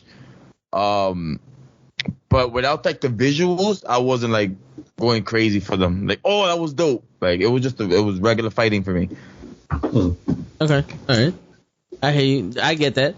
I give it a 5 with a caveat, just because I feel like the Abomination and Wang should have been a little bit better of a fight scene. But Wong. He was undercover. His name is Wong. He was undercover. And I have a Bronx accent. Cap, what's his name? My ongs sound like angs. Excuse me. Brooklyn. Cap, what's his name? The man that fought Abomination? Wong. See, Wang. Wang. That's Big bottle. That's another gentleman from the Bronx. Fling Fwang. But he was in the military. They erased his mind. He came home with a fucking Texas accent, Lay. Don't give me that bullshit. Don't give me the bullshit. He sounded like a Southerner for a while when he came back from the military. Yeah, I spent 4 years with people from Texas. Like, Yeah, I can see that. But wait a minute. So, didn't you go to school? Sometimes. Not all the time. Not all the when time. I felt like it. I was Well, yeah, occasionally I probably did. Yeah. Sometimes. Yeah, I'm not gonna bullshit you, Lay. Yeah, right. What was the next one? All right, the next one's overall. That's the last one. Okay, cool. So your overall thoughts of the movie, and then we're gonna combine everything and have a complete overall rating from all of us.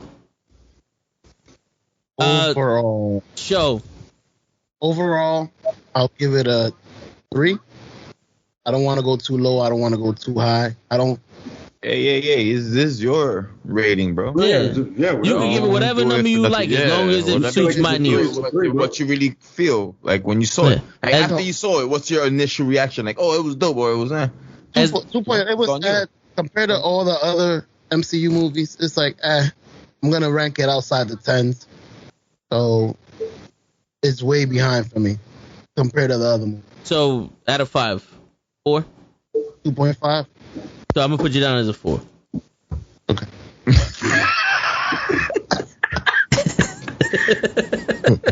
All right, 2.5. Grills. I'll give it a 4.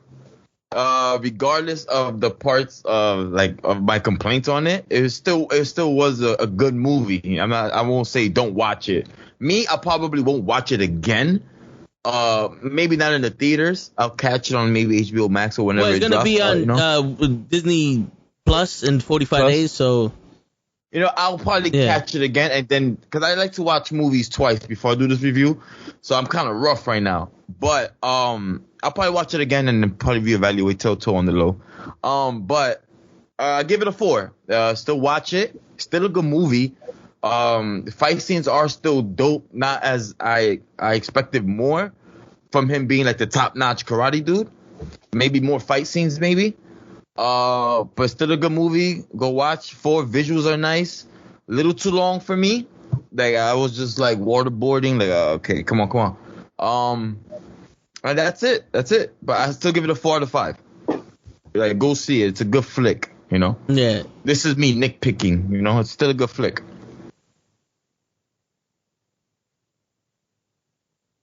Lay. I give it 5. Both of you guys had poker faces on. My bad. No, that's right. I went in there and I was ready for a different movie because of the trailers, but I got a movie that I enjoyed the way they did everything about it. I actually enjoyed the acting way more than I thought I would. and props to everybody that was in the movie, especially the star of the movie. What I said before, she get more props than anybody else because he's the one that carries that movie at the end of the day. And he learned enough martial arts where you believe the dude is legit. And everything about it I enjoyed. That, like I said, certain parts could have been cut out, but for the most part, I'll watch it again. No problem. I enjoyed the shit out of the movie, except one of the better solo movies that I've seen in a long time. Yeah. Okay. Cap? 5 out of 5. A million out of a million. Like I said earlier, I'm fighting with myself right now whether to rank this as my number 1 favorite Marvel movie or my number 2 favorite Marvel movie.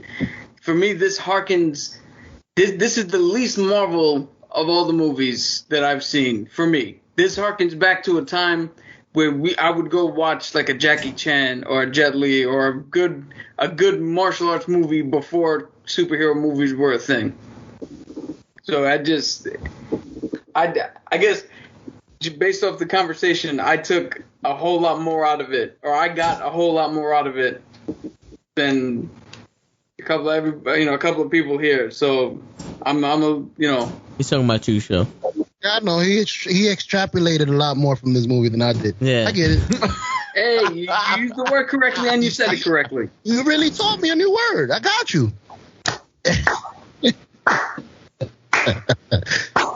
No. Oh, Okay, hot shot.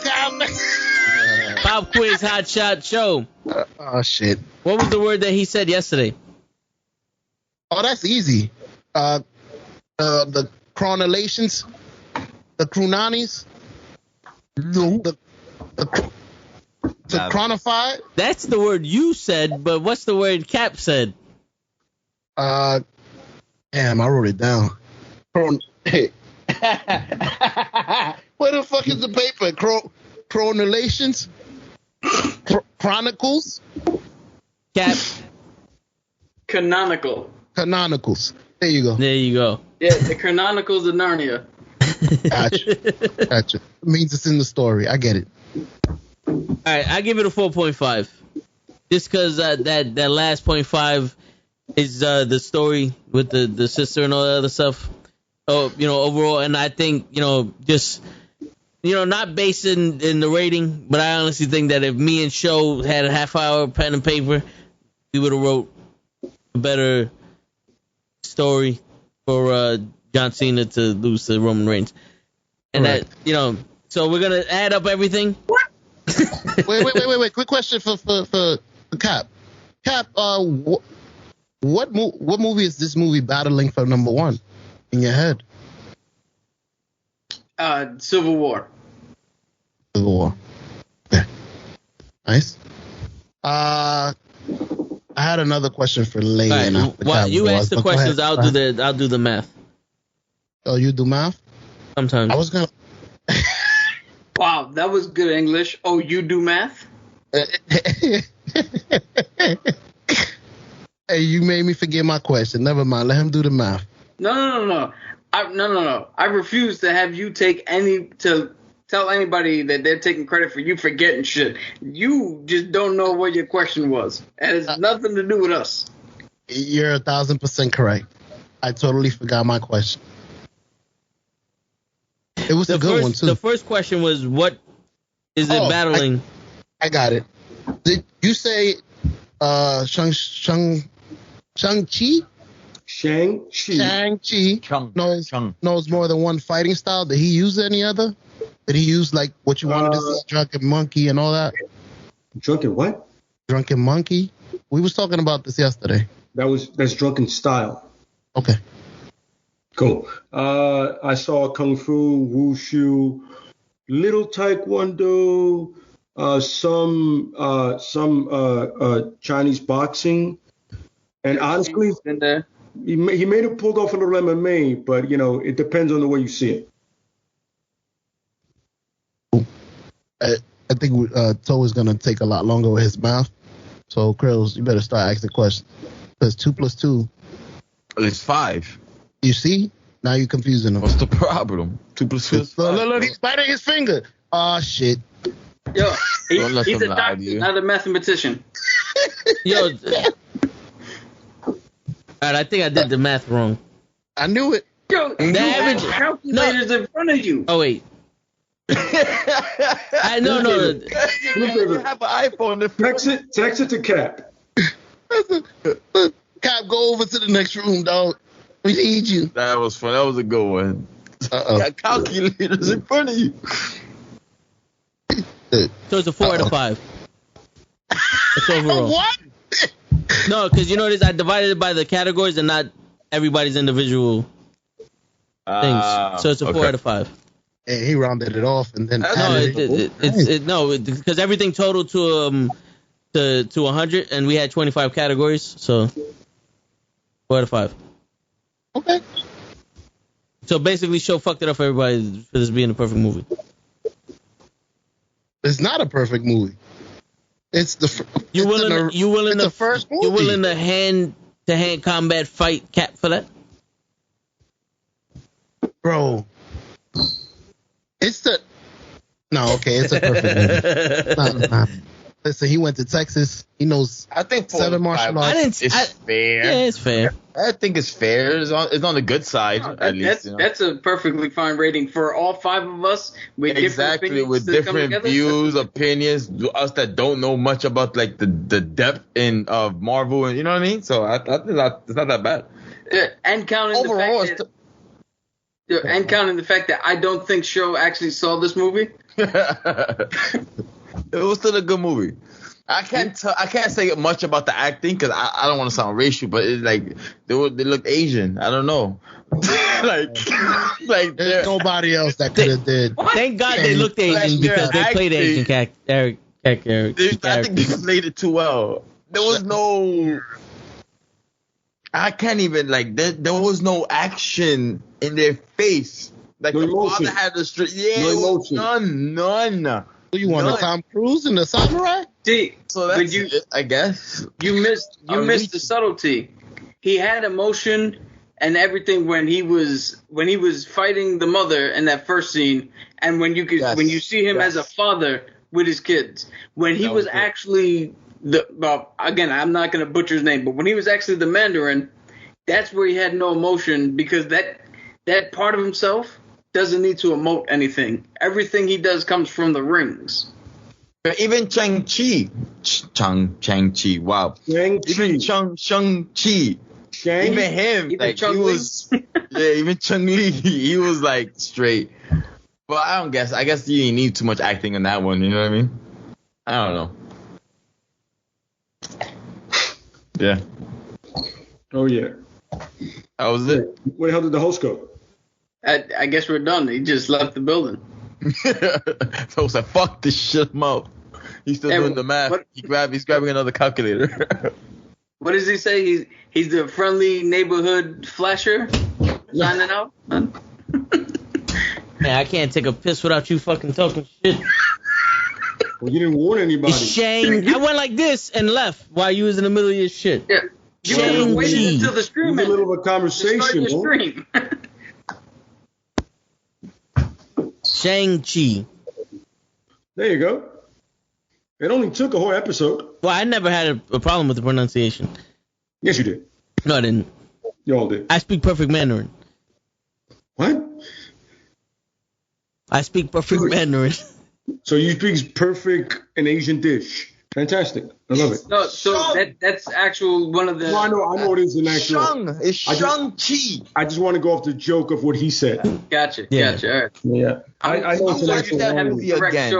It's literally what we say Chinese. They call it Mandarin. Like the people from there say it's actual Mandarin. Pretty much. Yeah. But yeah, with all the BS I said about the movie and me nitpicking and reaching, it's still a good movie, guys. You should guys still watch it. It's a dope movie. I'm not gonna say it's not. You know, nothing is fucking perfect, but it's a good movie for outsiders and insiders. You're gonna, if you know about the lore, you're gonna enjoy it. If you don't, just gonna watch a good movie. Right. You're not gonna be mad that you want to see it. Yeah.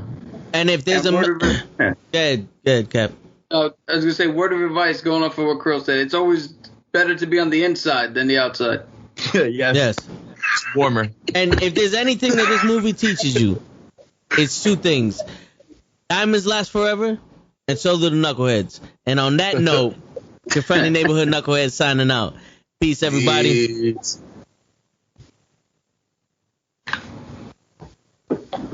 If you don't fucking switch now, I swear to there you go. This shit takes a sweet ass time sometimes. Like, what the fuck, man? Yo, I ain't got all are we night. officially out? Not yet. Oh, my fucking house just vibrated. That's crazy. Yeah, it's time for bound chicken. Wow, wow. Yeah, right. It's fucking raining like crazy over here. I don't know if y'all get Yeah, in it's supposed to be a shit show here too. Bro. It says rain coming on my shit. Oh. Bro. Hey, Amazon just sent me 2 warnings. Run, Amazon. Amazon. nigga. Yeah, Amazon Alexa. Oh. Yo, you don't get Amazon weather? Are you expecting a package? It's gonna rain. I don't have that subscription. The Weather Channel tells me it's going to be a shit show. No. What happens is the show actually has an Amazonian woman named Alexa. Runs into his room. It's gonna rain. Oh. That's why the house was shaking. Send over here, bro. Yeah. Amazon Alexa. Yeah. U.S. National Weather Service has issued a flood warning. That's not what I asked you. I actually send me the Amazon. The fuck, man? You're not listening to me, Send bro? him Amazon. Send me the Amazonian woman. I want it.